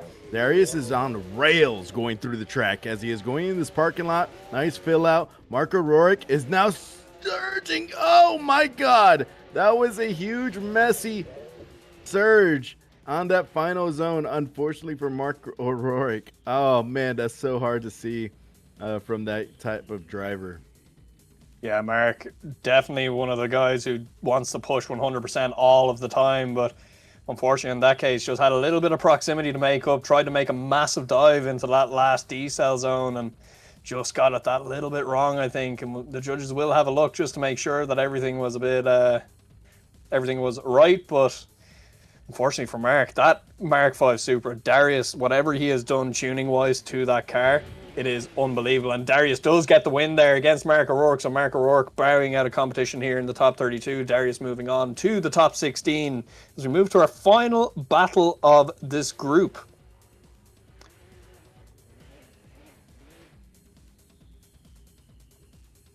Oh, we have a protest. We do have a protest. Had a feeling something would happen there. Judges looking at it again, calling a double decel for that last zone, I believe. Okay. So judges watch it again. It is well within the rule book for drivers to call a protest, as Mackie was saying earlier. And let's be honest, drivers do want to have that option. If they don't feel that something's gone right, they need to be able to voice their opinion and say, look, we don't feel that this was okay. We want it rechecked. So it gives them the little bit of confidence. I think it definitely does. It also gives them a learning experience too, to know what the judges are looking for. So a lot of people look at protests and be like, "Oh, the drivers just wants to complain about something," but no. A lot of drivers they use it so they could actually learn for the future reference to kind of know what the judges are going to be looking for in the future rounds. If the ruling doesn't get overturned, it's a really good thing for some drivers or most drivers. Yeah, just Yeah, the no, one but- thing, like, do not overuse it. Like, Yeah. It's not the like I'm losing and I need to make a protest because of I lost. Yeah. Yeah. That's why I said most drivers. When we're coming into this, especially with the sim, you got the virtual judges giving great explanations. Okay, so judges said that there was no double diesel, and Chase driver had many mistakes at his run, so I believe the results will stay as it was. Yeah, It so was not even enough one more even time. for one more time. If so, I know a lot of competitions tend to use them protests. They do it after the round is finished. By that stage, you can't really protest, but the judges will voice their opinions and how they thought about it as we move on to the next battle, Tiny. All right, we got Zach Macy. He's going to be battling it out here. Holy angle. Going to that first outer zone as they're filling it all the way through. The lead driver here is going absolutely bonkers as he is going out of that first chicane and into these power alleys. Beautiful angle. Oh, no. Contact on the wall. Unfortunate for Luis Trevino as they're going through the parking lot. Let's see how he performs here as he is diving in there. Beautiful fill out there. Huge mistakes throughout the run, but Zach Macy doing a great job in the chase, just giving him some room so he could breathe after making contact with the walls. Yeah, Zach doing kind of wanted to be a little bit closer in sections maybe, but Louis Trevino having that little bit of contact as well with the wall, so not ideal as we move on to that next half of the battle, Tiny.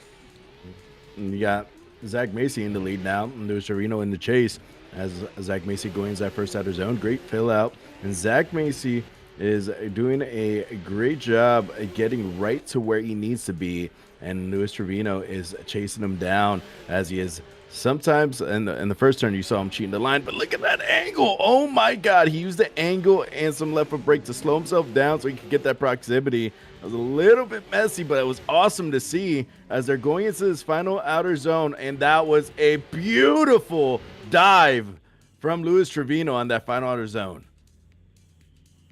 Yeah, definitely incredible from both drivers here. We'll see what the judges make of it. Louis Trevino doing incredible stuff. Zach Macy getting the win there as the judges deem him, his lead run was a lot better. So both guys kind of a little bit shaky on their chase, but they do manage to do everything else and get that right on their leads.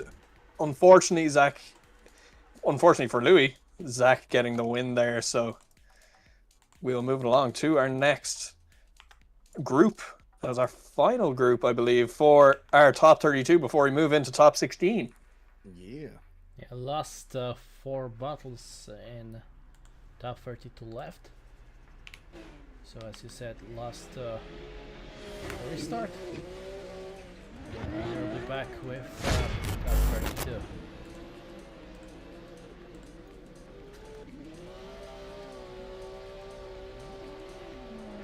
You can see some of the guys just having a quick go out on the track just to make sure that everything is up to scratch, make sure that they were practicing on the right settings and everything like that.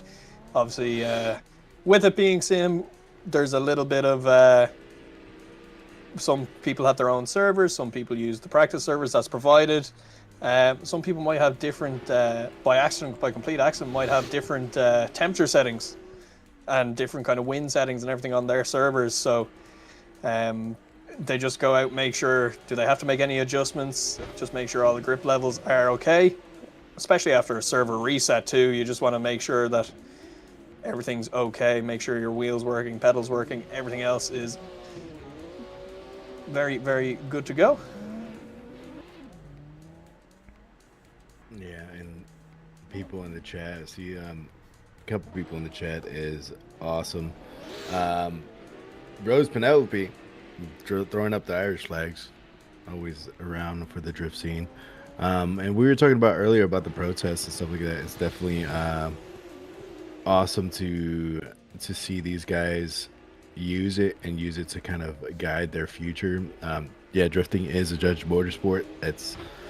It's rough at times for some competitions, but DCGP does a great job with making consistent calls and making sure that they're getting their drivers taken care of. especially with the prep work these guys do, like throwing out line maps weeks before the competition. It's awesome to see.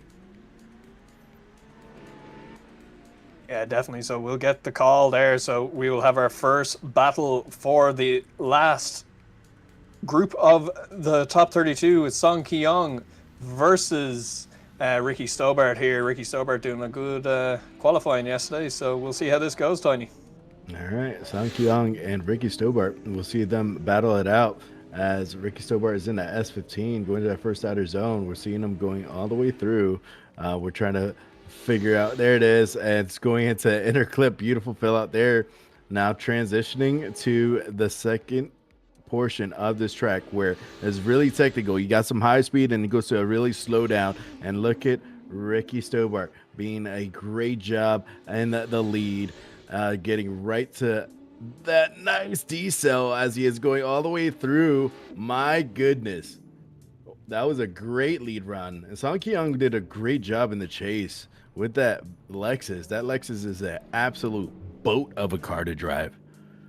Yeah, it can be very difficult to drive behind a much smaller car like an S15, but not doing too bad in the chase there, Song Ki-young.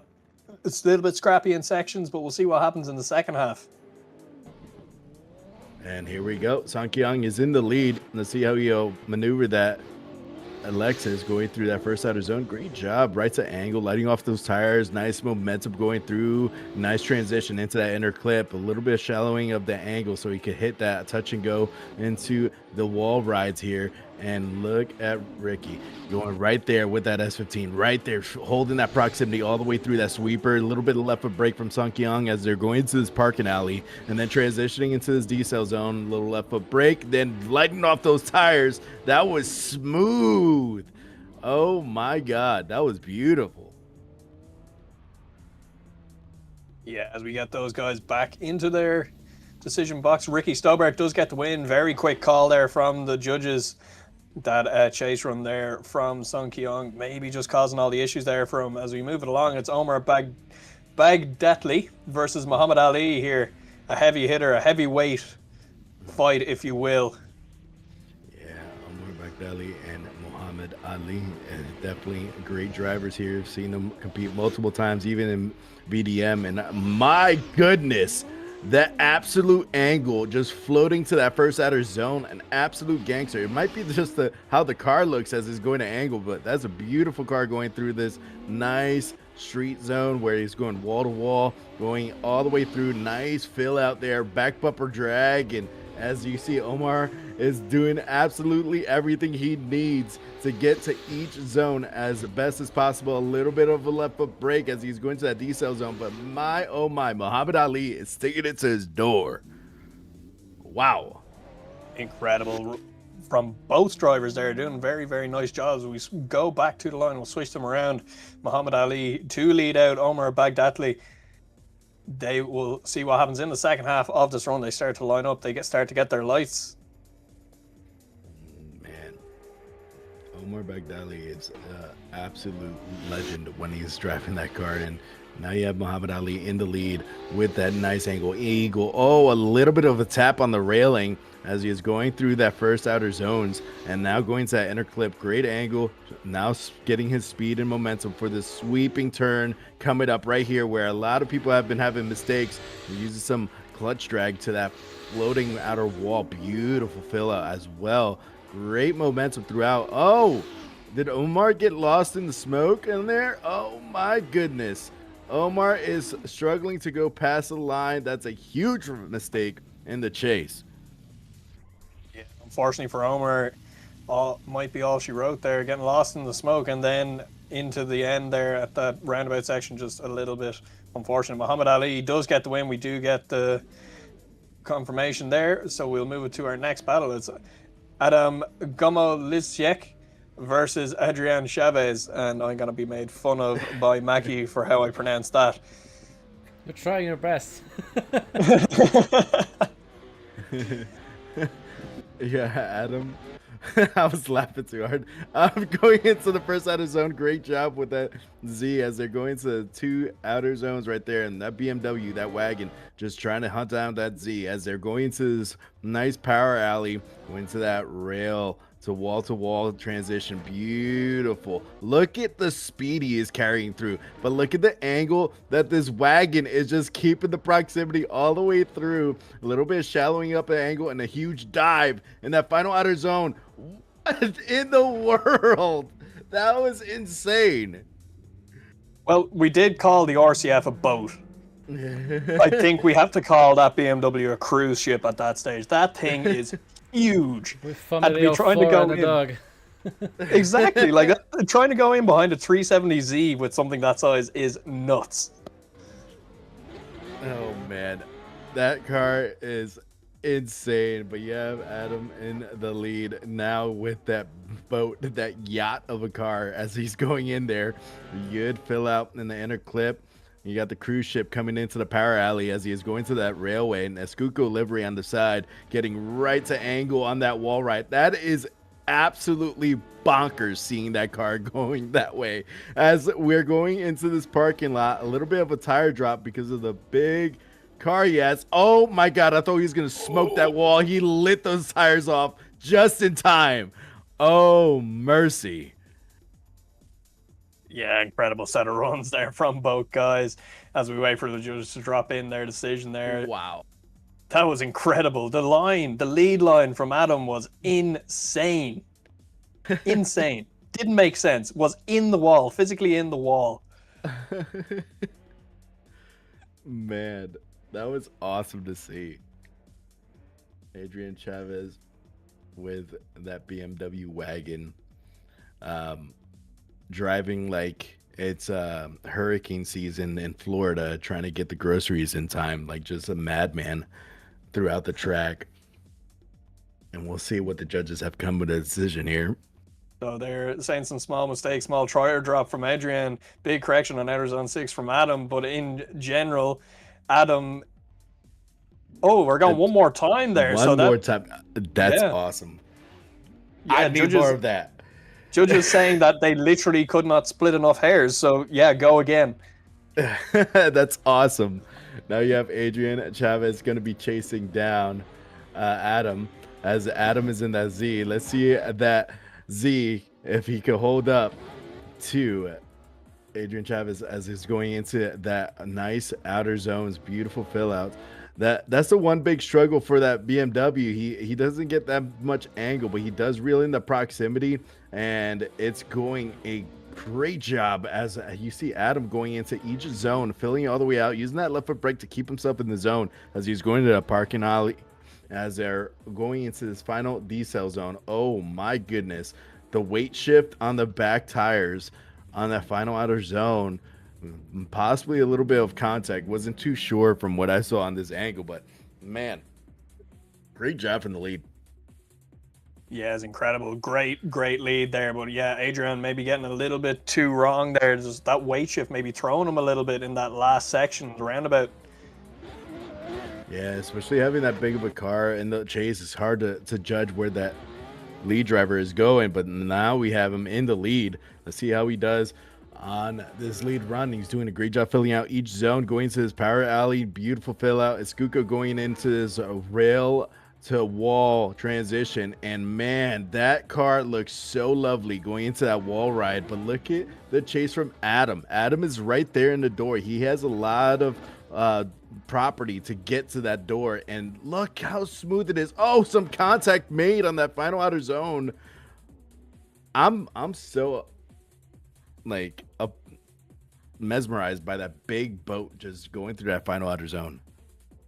Yeah, like it's incredible to see. We are getting a quick one here from the judges. Run two's big mistakes, Adam in the first corner and Adrian in the last one. So we will see what the judges completely make of this here.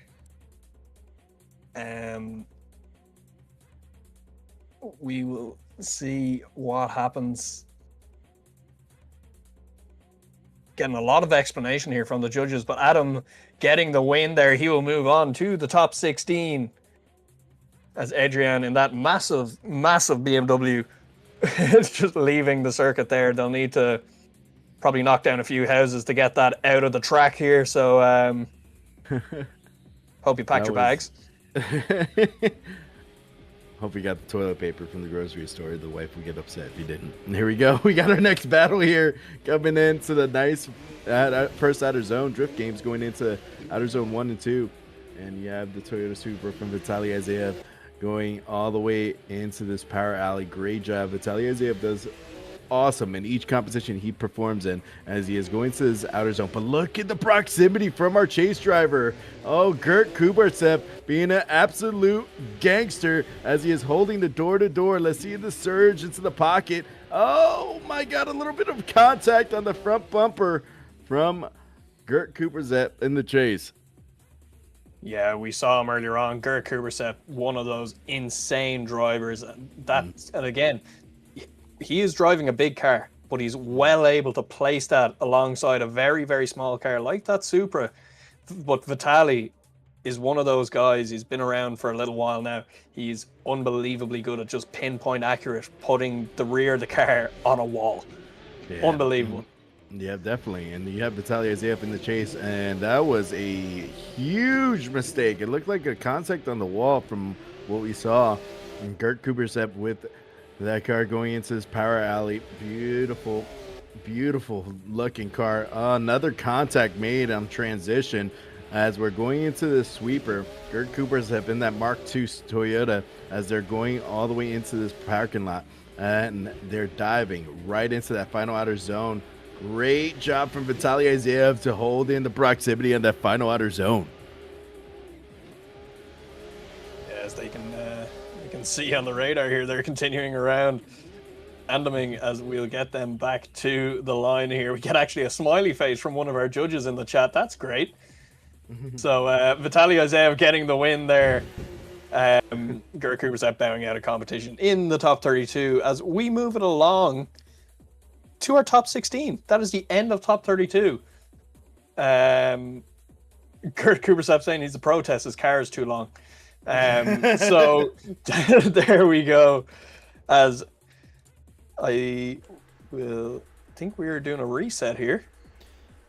Yeah, for sure, but we'll also make a 10 minutes break before the top 16 bracket, so we'll have a few minutes to grab something to drink, grab something to eat, and we'll be back with a top 16 action in like 10 minutes, so don't miss it.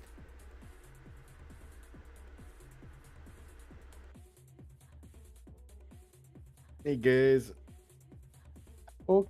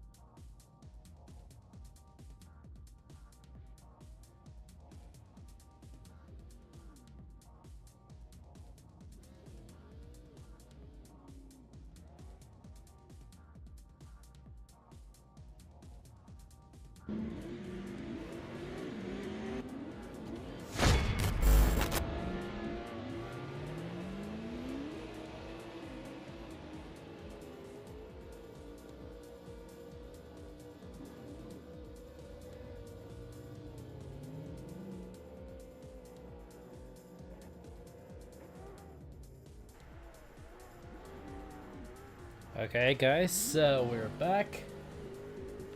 And we should be good to go with top 16 battles shortly. Thank you, Pectus. Maybe I will not be sounding like my life depends on it, but I will try my best. More drama. There's already a lot of drama at the track, so. Absolutely, as we can see the guys just getting their last little bit of practice in before their battles here. We have a massive top 16 here, some heavy hitting top 16. I think every battle here is just going to be nuts, Mackie. Yeah, definitely. We've seen many contacts today, and I believe that's not the end of it. No, definitely this not. Roundabout is just the killer of the day. Absolutely, that roundabout, that D-cell, you see some guys even protesting about the D-cell there, so we will see what happens as we get the call to go back to pits. We will get our first battle to the line here as soon as we can. Our first battle here will be Yuna Savalainen versus Liu Bingcheng. We get them to be called to the line, and we'll get going for the start of our top 16.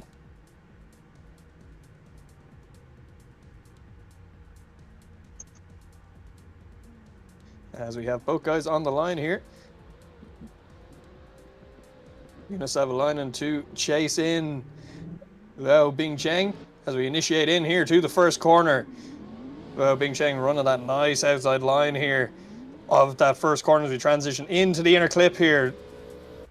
Absolutely hammering both cars there as we transition back down to the right and coming down the hill here, transition back towards the outer zone along the concrete wall. Yuna doing a very nice job in that Mustang there, as Liu doing a very nice job in the lead as we come into our car park area here, down into our final D-cell, our final transition, as both guys doing a very tidy job there. No contact between either driver as they cross the line, much tighter than what we saw in previous battles this evening.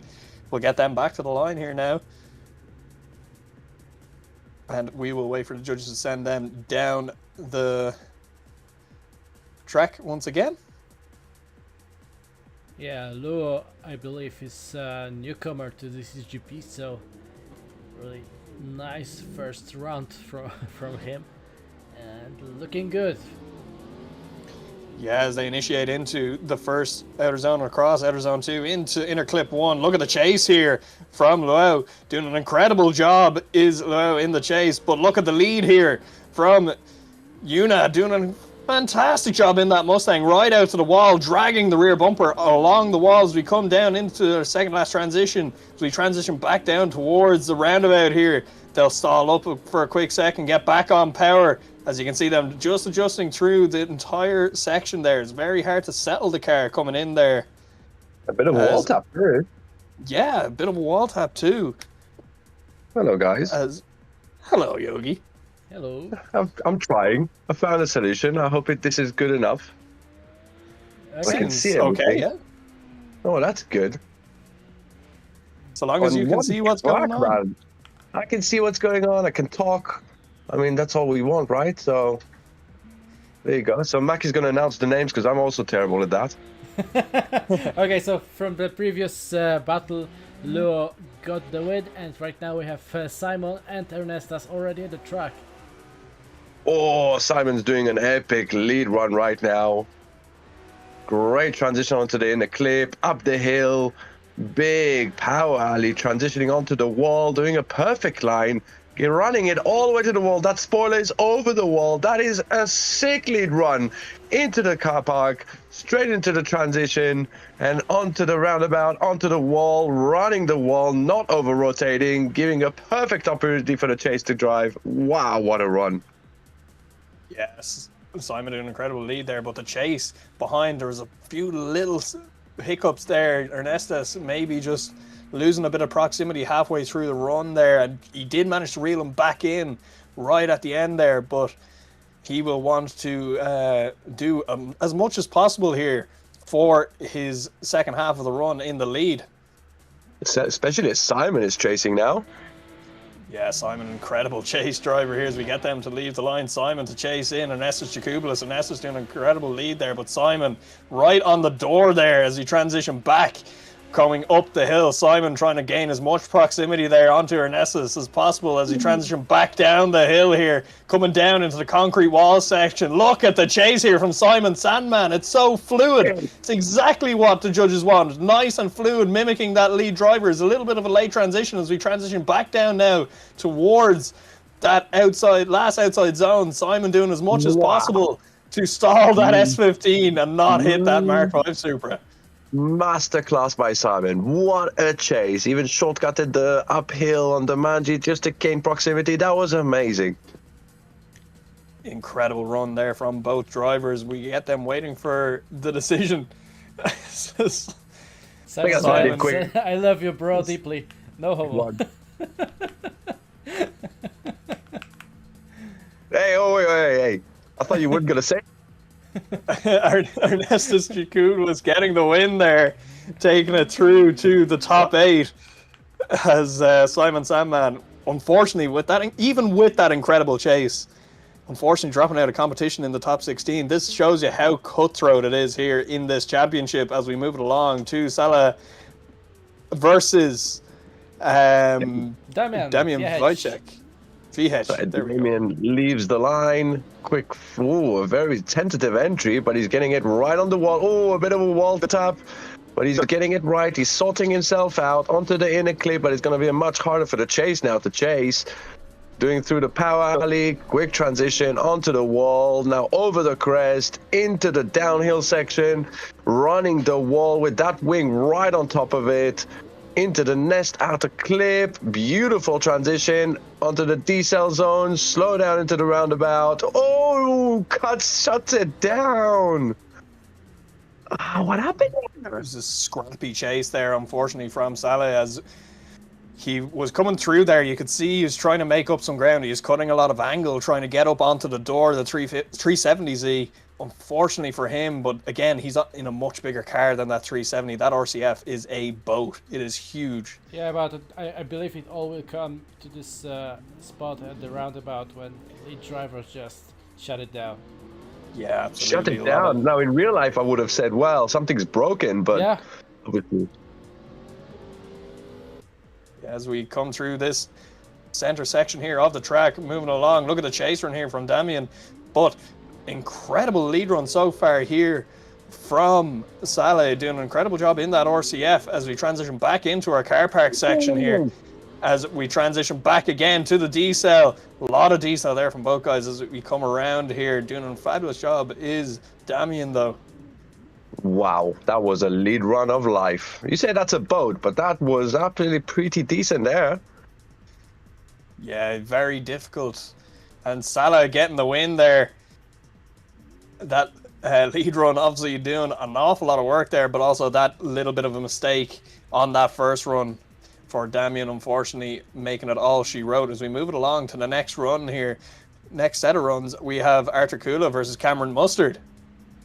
Oh, this is going to be interesting. Cameron in the lead. Oh, Arthur's taking a big jump. What's going on there? Don't know what happened there. Restart. Restart, okay. Ooh, I think we've had a problem here. Bit. One of our drivers has dropped out of the server really quickly. Not sure what's going on. Maybe a connection issue. Yeah, it's not just you, Yogi. You're not the only one with connection issues. Yeah. I've got issues. I don't know about connection issues. There we go. Yeah, I think we have both guys back in the server. We do. So go on, Ken. You take that run. Cameron Mustard to do all he can in that lead run. Cameron Mustard doing Cameron Mustard things as they both leave the line. Cameron Mustard to initiate in, Arthur Kula to follow in chase. Cameron doing an incredible job here so far in the lead runs. We come into the inside clip up into the center section, up the hill. As we transition back, we come back down the hill now along that outside railing zone here as we come into the concrete barrier zone. Look at the length of the zone and look at the proximity from Arthur Kula here as we transition back into the car park zone. Cameron Mustard doing an incredible job here in the lead. Pinpoint accurate is Cameron Mustard as we come into the final section in the roundabout and across the line. We'll move them back to the start line here. Arthur Kula to lead out Cameron Mustard. Pinpoint. That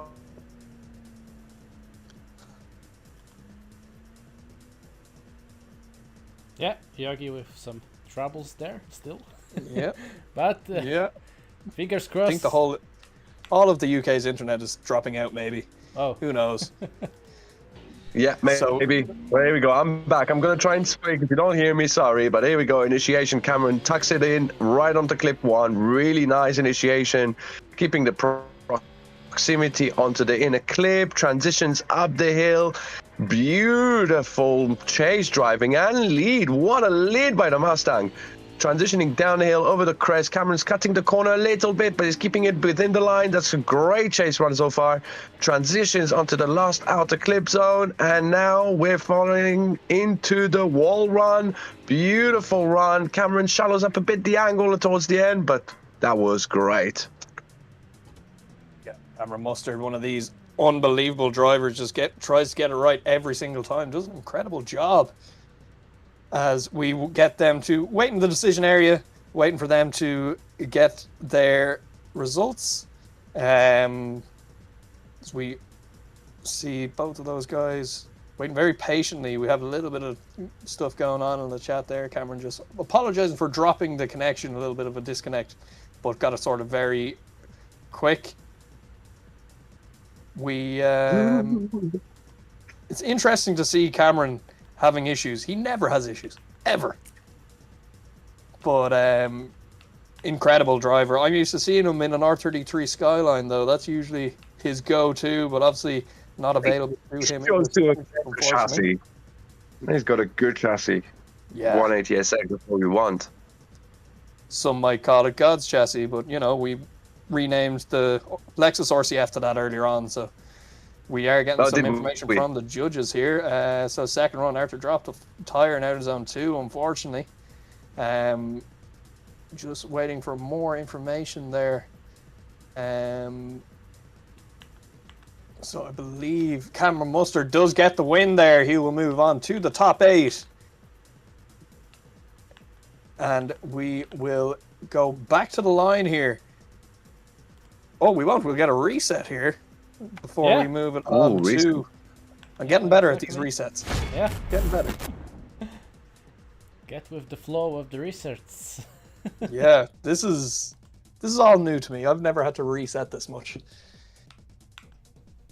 But we will get everyone back into the server. We'll move on to our next set of battles here. We have Nico Stella versus versus Alexander Element even. And then we have Darius Ostrojka versus Zach Macy. Adam Gomosizlek.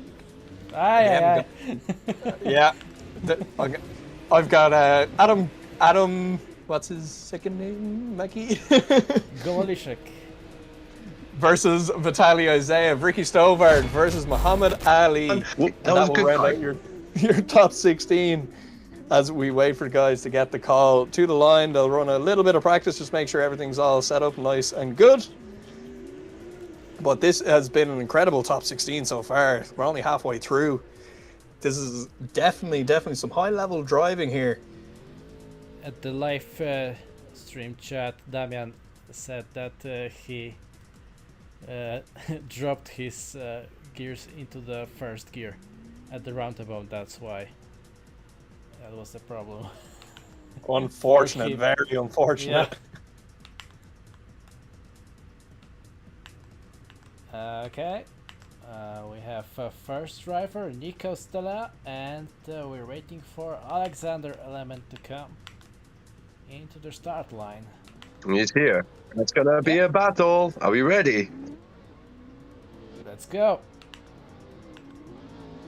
Nico initiating really nicely, fulfilling outer zone 1 on tons of angle. Transition to the inner clip, beautiful up the hill, transition. Alexander is doing a sterling job there in the chase, mimicking him. Perfect angle, perfect proximity, and perfect line. He's staying there all the way down the hill. Amazing. Last transition onto the roundabout, transitions back, mimics the angle, fulfills the zone, runs the wall. Oh my God, that was a run and a half. Yeah, and it is very important battle in terms of general standings, because right now, after 3 rounds, Alexander Element is at the first spot, and Nico is just right behind him, 9 points away. So one of them dropping as early as top 16 will a big disadvantage for. Yeah, Here we go. Initiation. Right. Okay. Initiating, we're coming through the center section here. Nico Stella doing an incredible job in the chase here. Look at the proximity he has on Alexander Element as we come into the massive long zone here along the concrete walls. Nico Stella reeling in that Mark 5 Super as we come around into our final section here in the car park. As we transition back now towards the D-cell zone. Nico right on the door of the Mark 5 Super of Alexander Element. What a performance from Nico Stella. Unbelievable driving from that man, but the lead was impeccable as well from Alexander Element. So let's see what the judges make of that one.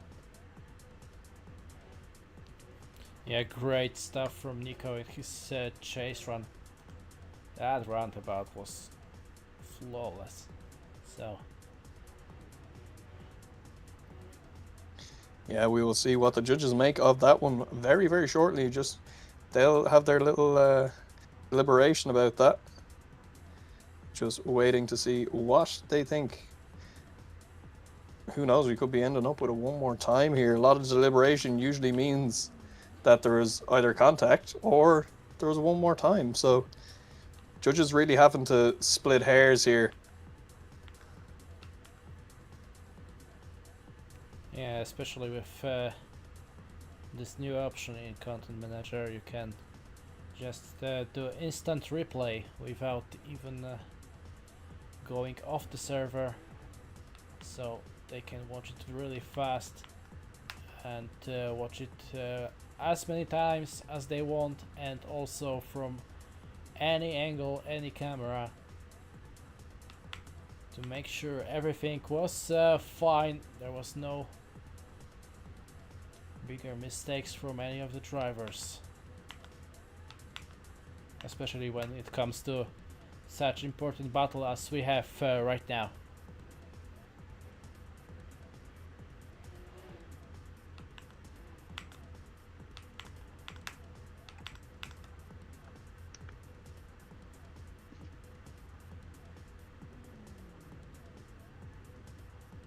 Okay, it's a one more time battle. So, one more time. In the meanwhile, Nico just went with the protest of this verdict. We will see. So we see protests of one more time now. That's interesting though.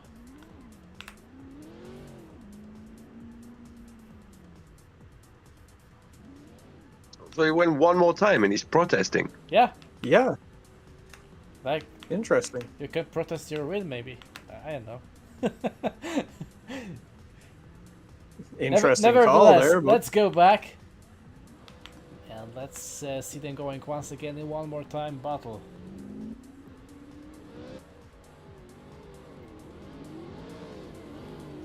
yeah, Nico doing an incredible job out in the lead here so far as we come into the inside zone.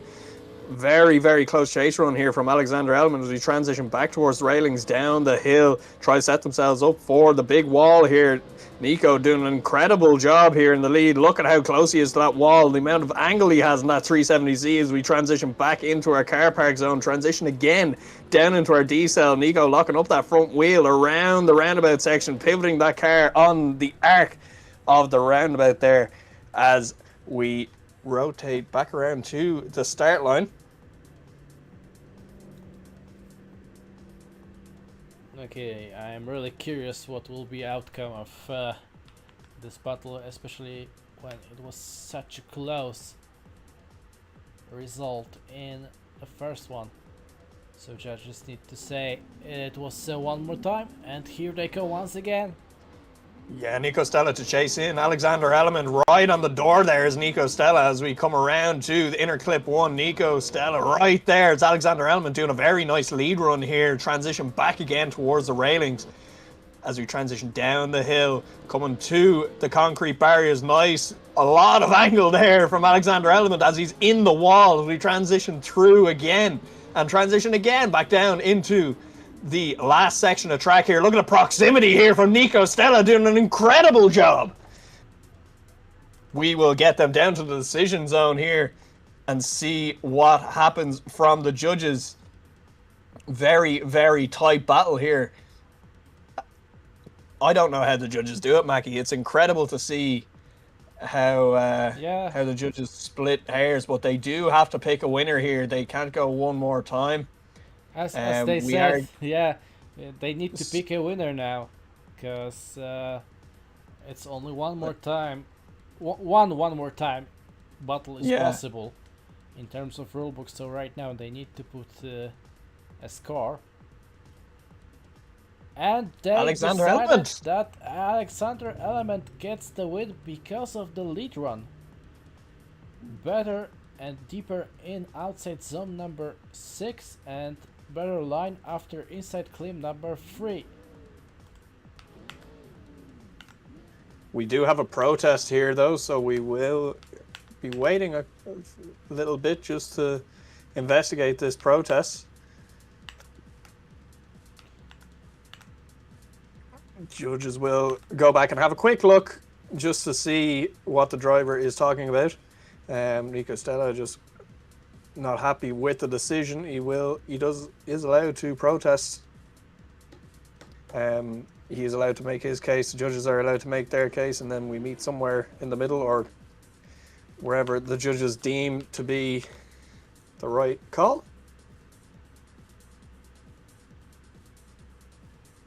As we do get the call there, so it will be Alexander Element getting the win there as we move along to the next battle. Darius Ostrojka to be chased in by Zach Macy.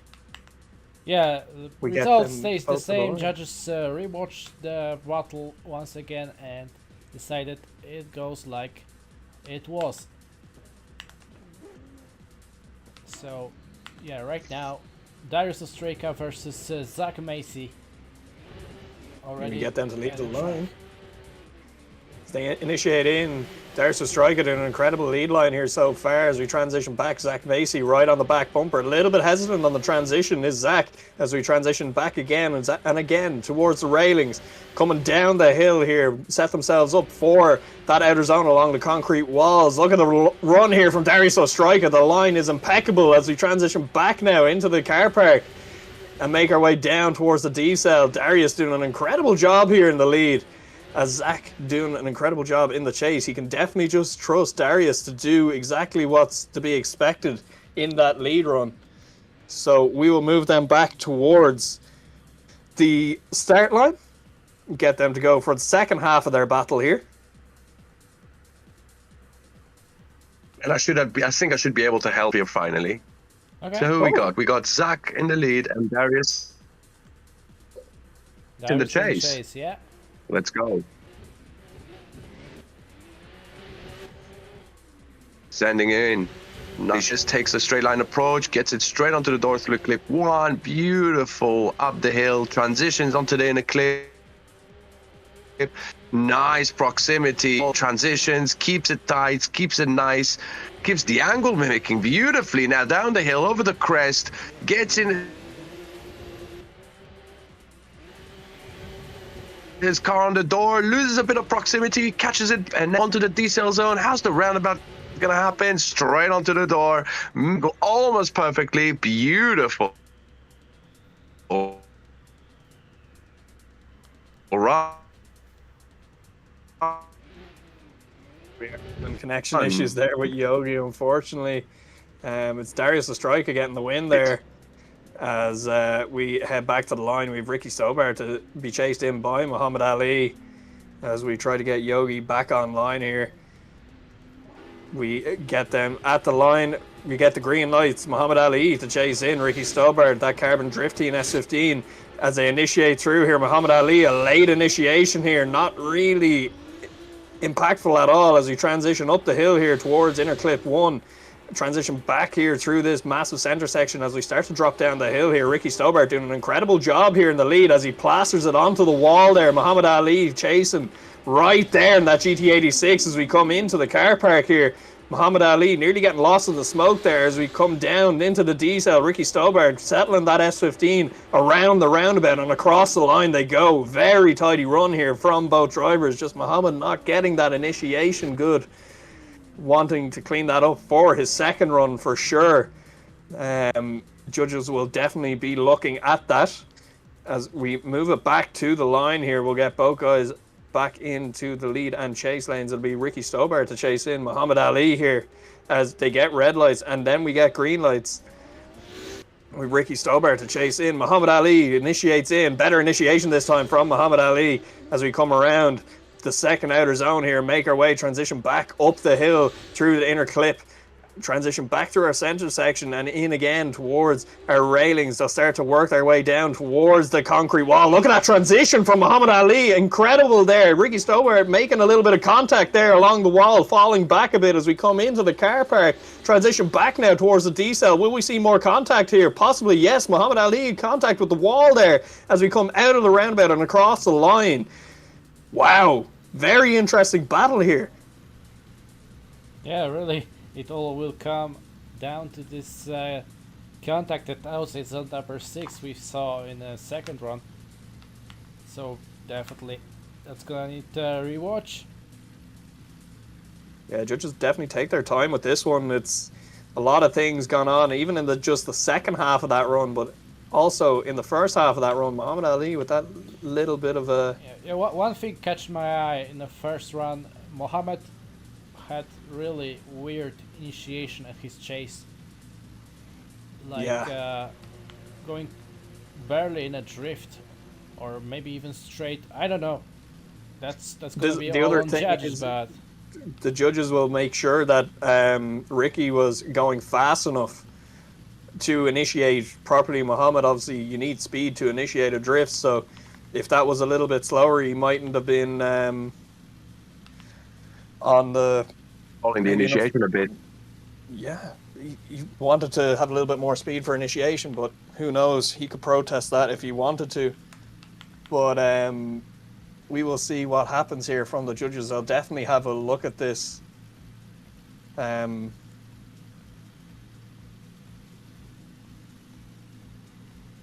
We just get... Why, they're having a look at the initiation? So they have looked at the initiation. They're looking at the Thirst run. So they are saying that Muhammad actually had a 0 in his first run because of this straight through the initiation line. Did fail to initiate. So he did not get there in time. He didn't get on angle on time. So Muhammad with a 0. Talking about, yeah. Yeah. So unfortunately for Muhammad, that means Ricky Stobart gets the win, moves it through to the top 8 there. As boom. Just gonna happy with that. Yeah, absolutely. Muhammad be upset a little bit, I think. Yes, there's always someone that's gonna be upset, but now we're gonna have one winner. Let's find out who's it gonna be. There we go. On the run up. Nice initiation in the lead. Fulfilling the outer clips beautifully. Transition to the inner clip. Now on to the power alley. Transitioning around. Beautiful run.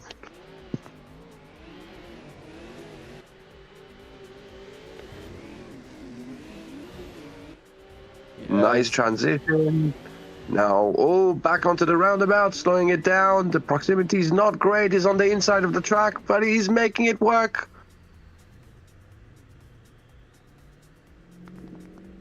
Yeah, very interesting battle here so far. Vitaly Isayev doing a nice lead run there. Adam chasing him in few little issues here and there, but we will see what happens here in the second half of this battle. We will get Vitaly Isaev to chase in Adam as they initiate through here. 370Z to lead out that Mark 5 Super. Vitaly right on the door there as we get... Look at that as you come up the hill there through the inner clip 1 transition here through the center section here. Vitaly doing an incredible job in the chase here as we have Adam doing a very tight lead run. Look at how close he is to the wall here, right on max angle, dragging that back bumper through the wall as we come in through the second to last outer zone. Transition back towards the D-cell and into the last zone around the roundabout here. Vitaly doing an incredible job to follow that 370Z. Fantastic runs there from both drivers as we will go to the judges for this one. Yeah, that's gonna be really tight in terms of scoring, I believe. As oh no, they said very fast, better chase run in the last corner from Vitaly was the deciding point of this run. So Vitaly gets the win, and I believe that was the last battle in a top 16. Yeah, so we will move. Oh, that's what I had problems with internet again. We'll move to the top 8 now, where we'll have no more server restarts. Yeah, finally. That's gonna be finally last restart of the day, and maybe last internet change for Yogi. Who knows? Oh my god. I've tried 3 so far. Okay. Third Sorry, time guys. is the charm, so. Well, 4th time. Now right now I'm gonna watch your stream, so Okay. let's do that our way. Okay. Here we go. Beautiful. Get everybody into the server there, do a quick little test, just make sure everything's good after the server reset here. And in this top 8, we will go through the list of names here that we have. So we have Liu Bingcheng versus Anestas Jakublis. We have Salah versus Cameron Mustard, Alexander Elliman versus Darius Ostroika, and Ricky Stobart versus Vitaly Isaev.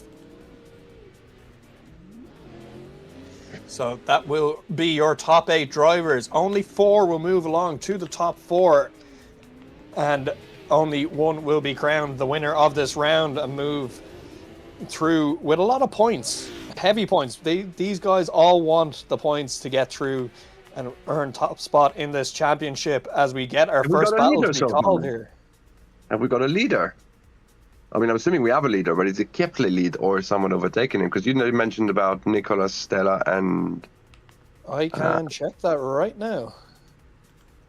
So I think you mentioned Nicolas, Stella in that battle was a determining factor. As it stands right now, Alexander Element is currently leading the champion, followed closely by Nico Stella and Vitaly Isaev. So, but Nicolas Stella has lost his battle, hasn't he? Yes. He has indeed, yes. Because So of that the means very Alexander lead run keeping the from lead. Alexander, yes. Yeah. Wow. As we are on our way here, Anestas Jakublis chasing in Liu Bingcheng.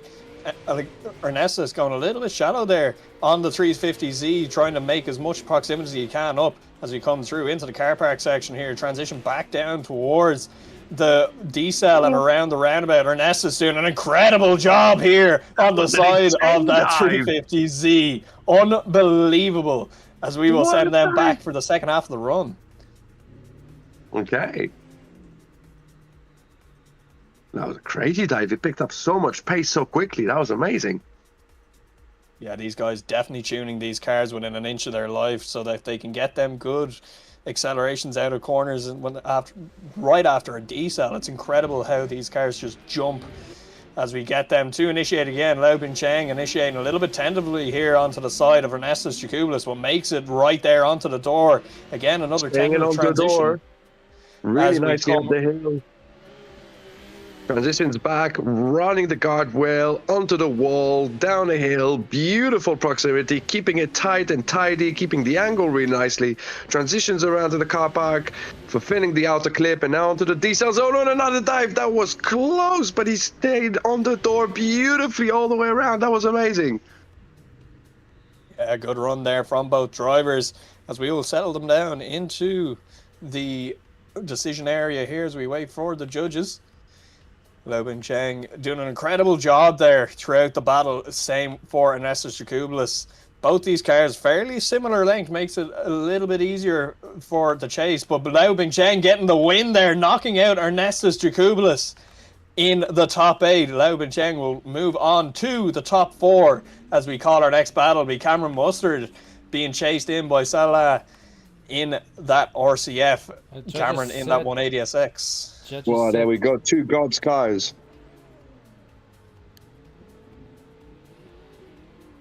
There we go. We're leaving the line. Cameron in the lead. Nice initiation, fulfilling clip 1 beautifully. Proximity of the RSF is beautiful right now. Transitioning onto the inner clip. Nice run by Cameron, keeping it nice and fluid all the way on the guardrail, down the hill, fully fulfilling the outer zone, running the wall all the way down into the car park. Transitions around, gets it all the way deep in that outer clip, and now onto the decel zone. Oh, big dive on the RS7. He's not making contact somehow, and he's making it work. That was amazing. Was there no contact there? I don't think so. That was very, very nice from both drivers. Incredible that they didn't make contact. As we will get them back to the line here, we'll see what happens in the second half of this run. The chase run was impeccable. Unbelievable. Yeah. Unbelievable stuff here. As we do move them back to the line, we will see Cameron Mustard to chase in, I believe. Yep, Cameron Mustard to chase in as we get them initiated there. Very good start there from both drivers. Cameron Mustard pushing up on the side of Salah there on that RCF as we transition here now through the center section, down the hill, along the railings, around now onto the concrete barrier. Cameron Mustard making good work of this here. Look at the chase here from Cameron Mustard right on the door of the Lexus as we come around into a car park, transition back down into the final zone. Cameron Mustard makes contact with the wall on the way into the roundabout and zeros his run. Unfortunately, that will be all she wrote for Cameron Mustard, I think, as they pull into the decision area. I think that means Salah gets the win. That's correct. He is moving through to the top 4 there. Unbelievable. Unfortunate there for Cameron Mustard. Very unfortunate. Just going that little bit too wide as we do call our next battle. I couldn't even see Cameron. He was so far in his door. That was insane. Right, who we got next? We have Darius Ostrojka versus Alexander Element on the line right now. Ooh. We get them ready to go. Leaving the line, Alexander in the... Oh, very nice initiation for both drivers. Alexander is beautifully on the door. Beautiful proximity. Transitions to the inner clip. Getting the line right and the angle perfectly to stay on his rear bumper. Transitions around on the guardrail, fulfilling it, keeping the proximity onto the downhill section. Running the wall. Both drivers with massive spoilers over the wall. Transition to the outer clip. Deep in. Very nice proximity. Onto the decel zone. Alexander does a sterling job. Keeps the proximity beautifully. Wow, that was some crazy driving. Yeah, as we'll call them back to the line here now. We'll get them switched around. Darius Ostrojka to chase in Alexander Element. We know how good Alexander is in the lead, but we also know how good Darius is in the chase. He is like a robot. He picks a spot on the door of his lead car and just stays there. He will not move. As we will get them to leave the line. The lights go green. We send them down the hill here. Darius Ostrojka to chase in the other Mark V Supra of Alexander Element. And look at the initiation here from Darius Ostrojka as we come around the first corner. Transition back into the inner clip here. Darius Ostrojka falling back a little bit in that center section as he gets back on it here now as we come down the hill. Transition back towards the big outer zone. Look at the proximity here from Darius Ostrojka doing an incredible job as we come into the final section here. Through the second to last outer zone, transition back down into the decel. Look at the decel, the dive from Darius Ostrojka. Unbelievable stuff here from both drivers. Incredible lead run, incredible chase run. Unbelievable. Unbelievable. That dive into the roundabout was insane. I thought he was going to collect him and he just made it work. That was insane. Darius Ostrojka, I said it before, he picks a spot and just goes for it. The dive was unbelievable. But it is Alexander Element getting the win there. Judges saying it's a little bit better lead and chase for Alexander. Yeah. So we will move along to the next battle. It's a final battle here of the top 8. Ricky Stobart versus Vitaly Isaev to drop in here as we get Vitaly to chase out first. Vitaly leaving the line here behind Ricky Stobart. Ricky initiating in that S15. Vitaly doing an incredible job there behind as we power around up the hill here. Vitaly transitioning behind right on the back bumper, that S15, as Ricky Stobart powers through the center section here now, sets himself up for the next outer zone, comes down into the concrete area. Look at the ride on the wall there. Incredible entry into that wall. As we come around into the center section here, Ricky Stobart doing an incredible lead. Vitaly Isaev right there the whole way through. Look at a D-cell, tries to make another little dive through the roundabout here, but across the line they go. Unbelievable runs here. Amazing. That was so good. Right, we swapped them around now. Can you repay a favor? That's the question. We will see Vitaly Isaev in the lead run now. Here we go. Vitaly in the chase. Oh, he is repaying a favor. This is incredible from the start line. Straight onto the door. Great initiation. Transitions to the inner clip. Keeping the proximity all the way up the hill. Keeping the angle right. Transitions back. Oh, a bit of a straightening there in the chase, but he's making it work. He's jumped in forward very quickly. Whoa. Was so close to touch on the transition, but he's making it work. Lost transition, very deep into the outer clip. Now onto the D-cell, makes another dive, and he makes it work. No contact made, keeping the proximity. Wow, that was awesome. Yeah, incredible runs here from both guys. Unbelievable battle. We will see what happens here. Judges checking in, and Vitaly Isaev getting the win there, moving on to the top 4. Ricky Stobart bowing out of competition in the top 8 here as we move it along to our top 4. So your top 4 is Liu Bengcheng versus Salah. The other top 4 battle, Alexander Element versus Vitaly Isaev, the 2 Ukrainian drivers. So our first battle will be Liu Bengcheng. We will call them to the line. I believe we have one of our judges one of our judges are reconnecting to the server, so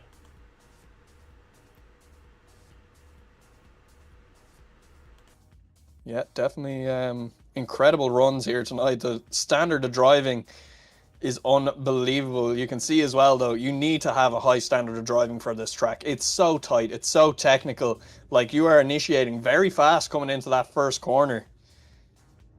As we do get the call for our first battle here is Liu Bengcheng versus Salah here. So that RCF versus the 370Z, 2 massive difference in lengths, 2 massive differences in sizes here for both cars. Salah to chase in first. Let's see how they deal with it. So Salah is going to chase first and see how they initiate.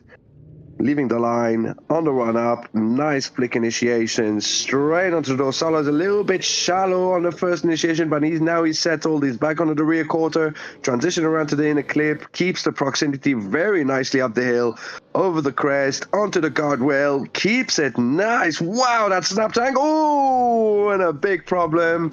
Big wall tap. That could have been so bad in real life, couldn't it? Yeah, well, it's very similar to what we saw there in the first round of Drift Masters last year, where we had Peter Visick right up against a concrete barrier. Same kind of thing. Both cars would have been destroyed there, I'd say, in real life. But luckily it's a sim when we have a reset button. It's amazing. It's quite nice. It's quite nice. It's a lot cheaper. No carbon Kevlar gone everywhere. But we do have them back of the line here. We have Salah out front. And we will have Liu Bengcheng to chase in Salah as we come through. That RCF initiates through. Liu Bengcheng right on the door there of the Lexus RCF. We transition back through the inner clip here. Look at the proximity here. The transition doesn't even make sense from Bengcheng. As we come down the hill here along the railings, settles the car down for the next. Look at the angle here from Salah on the wall, doing an incredible job in that Lexus RCF as we transition back here into our car park section, down into the roundabout. Look at the dive from Liao Bingcheng. Unbelievable driving. It doesn't make sense. Pushing Salah across the line there and into the wall at the end of the run there, I think.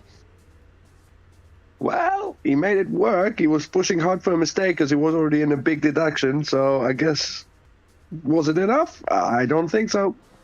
Yeah, Liao Bingcheng gets the win. So that means he will be joining your final as we move it along here now to the next top 4 battle. Will be Vitaly Isayev versus Alexander Element. We have Vitaly Isayev on the line, just waiting for Alexander. Another all Supra battle here. Here we go. We're sending them, getting the lights up and green lights. Let's set them. Alexander in the chase, Vitaly in the lead. Great initiation. Alexander straight onto the door. Great proximity through first corner. Transition onto the inner clip. Beautiful run right now. Straight bumper to bumper all the way up the hill. Transition back onto the guardrail. Both running the wall with their massive sport. Oh, that big snap to angle. How did that even work? Onto the wall. Running the wall all the way around into the outside clip. Very deep in it. And now onto the decel zone. Can he make a last dive? He does. Perfect dive. Straight onto his door. Perfecting angle. Wow. Wow, that was amazing. Yeah, unbelievable here from all of the drivers. Doing an incredible job here as we bring them back to the start line here for the second half of this top 4 battle. Alexander Element will be Alexander Element will be leading Vitaly Isayev into the first corner for the second half.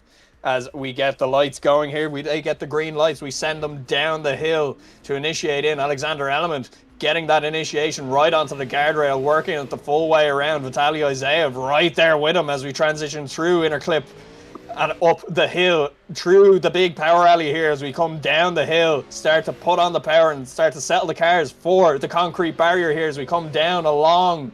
Look at the proximity here from Vitaly. He's perfectly mimicking the Mark V Supra that is in front of him of Alexander Element as we come into the decel here. Look at the dive from Vitaly. Unbelievable here. Perfect deceleration there in the chase from Vitaly. Doing an incredible job not to hit Alexander in the chase. Unbelievable job from both guys there. This is insane. Like, absolutely insane. Vitaly just stopped the car perfectly right on the door of the other Mark V Supra. It was incredible. The judges are going to have such a hard time here figuring out who is going to get the win on this battle. They will definitely deliberate. We will see what they say. So the last corner is the main difference according to our judges.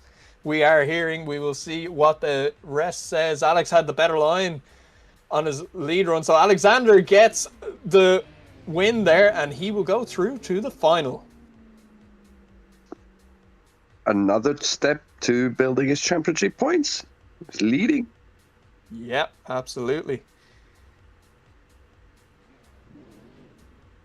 As we get our final here, Vitaly Isayev versus Salah. It's a battle for the first. Oh, sorry, this is spot. third place. Sorry, third place. Third place. There we go. We're sending them. Got nice initiation into the first clip. Salah does not go shallow in first corner like he did previously. Now he's keeping it nice. He wants that podium. Ooh, a bit of a shallow transition there, but he's going to make him faster. So now he's starting to reel it in. Stays on the door now all the way. Transitions back. Keeps it all the way on the wall, down the hill, into the car park, and now in the final section, transitions to the outer clip. Beautiful run. The lead is impeccable, as you expected from a driver in the top 4. Now all the way to the finish. I think Salah could have done a better job, but yet still, that was incredible. Yeah, as we move it along here now, we get them back to the start line. We'll switch them around. Salah to lead out, Vitaly.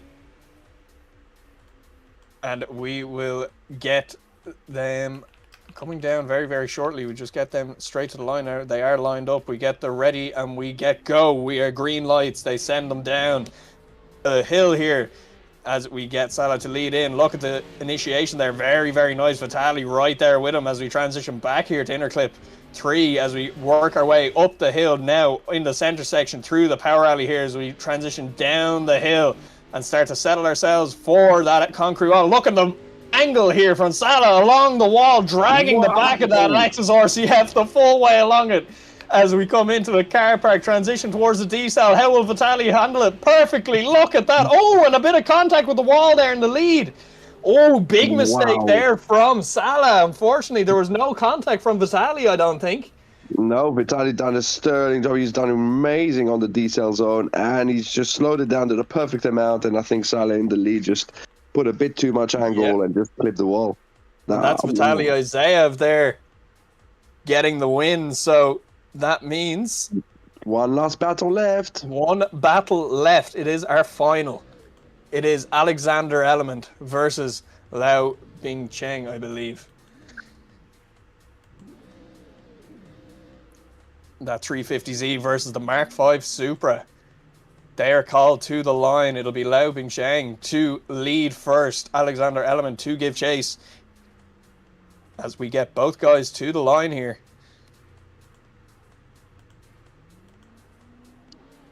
Just get the green lights now. There we go. As we send them down the hill. Alexander Element making the initiation around the first corner there, following in Liao Bingcheng perfectly here as we transition again, coming up the hill, through inner clip 3, along the guardrail here as we power down through, transition back towards the guardrail, start to get the car angled perfectly for this transition here onto the wall. Look at this from Alexander Element, perfect mimicking there of the lead driver right on the wall. It's the lead driver of Liao Bingcheng. As we transition now back again to the D-cell. Oh, a bit of contact there from Alexander. That's the first mistake he's made all day into that last section. Alexander in the chat says, lol. Doesn't mean anything to him. It's fine. Don't worry about it. As we'll move them back to the line for the final run of the day. We will get them going here now for the final run. Get them to the line. Just waiting on Alexander to pull forward here. He will lead in. As we get red lights, ready, set, go. We get the green lights. Liao Bingcheng to chase in Alexander Element for the last run of the day. Let's go. Liao Bingcheng right on the door there, right on the quarter panel of the Mark V Supra of Alexander Element as we transition back here. Alexander doing an incredible job out. Oh, and touches the guardrail there. Unfortunately for him, Liao Bingcheng is a little bit out of shape, has to straighten up just to make sure that he's not going to hit him again as we come through the big wall section here. Alexander right on there as Liao Bingcheng powers that 370Z up towards the Mark V Supra, hangs back a bit, makes a dive now onto this door again as we come through the roundabout section and into the decision zone we go. I think that will be all she wrote, unfortunately, for Alexander Element. We will wait going all the way to the final. Imagine not making a single mistake through top 48, top 32, top 16, and you get to the final, and then you make mistakes. That's crazy. It's unfortunate, but unfortunately that is drifting. All drivers have to deal with it, and Liao Bingcheng is your winner for round 4 here at Karpacz. He gets the win, followed by Alexander Element in second place. Meaning that your third spot is Vitaly Isayev, followed fourth place Salah Al-Wahabi. Well done to everyone. Good job to all the drivers today. Incredible driving. We had lots of contact, lots of cool calls, some protests. And yeah, incredible stuff here from everybody driving here today as we see the guys getting to the podium.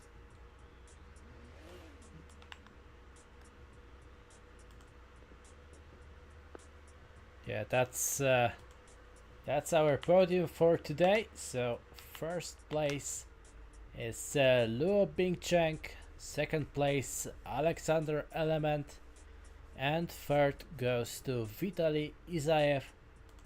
So that's our podium for today. Yeah, and honorable mention Saleh Al-Wahaibi. That RCF really was rocking the party today, but that was not enough to get into the podium spot for him. And I believe that's gonna be it for this round of Drift Corner Grand Prix. We will see you guys in the next round in March. So we have a month break now. Yeah. And we'll see you guys at this beautiful Montreal track. So we're moving from Poland to Montreal, and yeah, thank you guys from at the commentary booth for joining me today. Thank you. Thanks so much for having us. Yeah, thank you all of you guys at the live stream chat. And as I said, see you guys in a month at round 5 of Drift Corner Grand Prix Season 12. Thank you.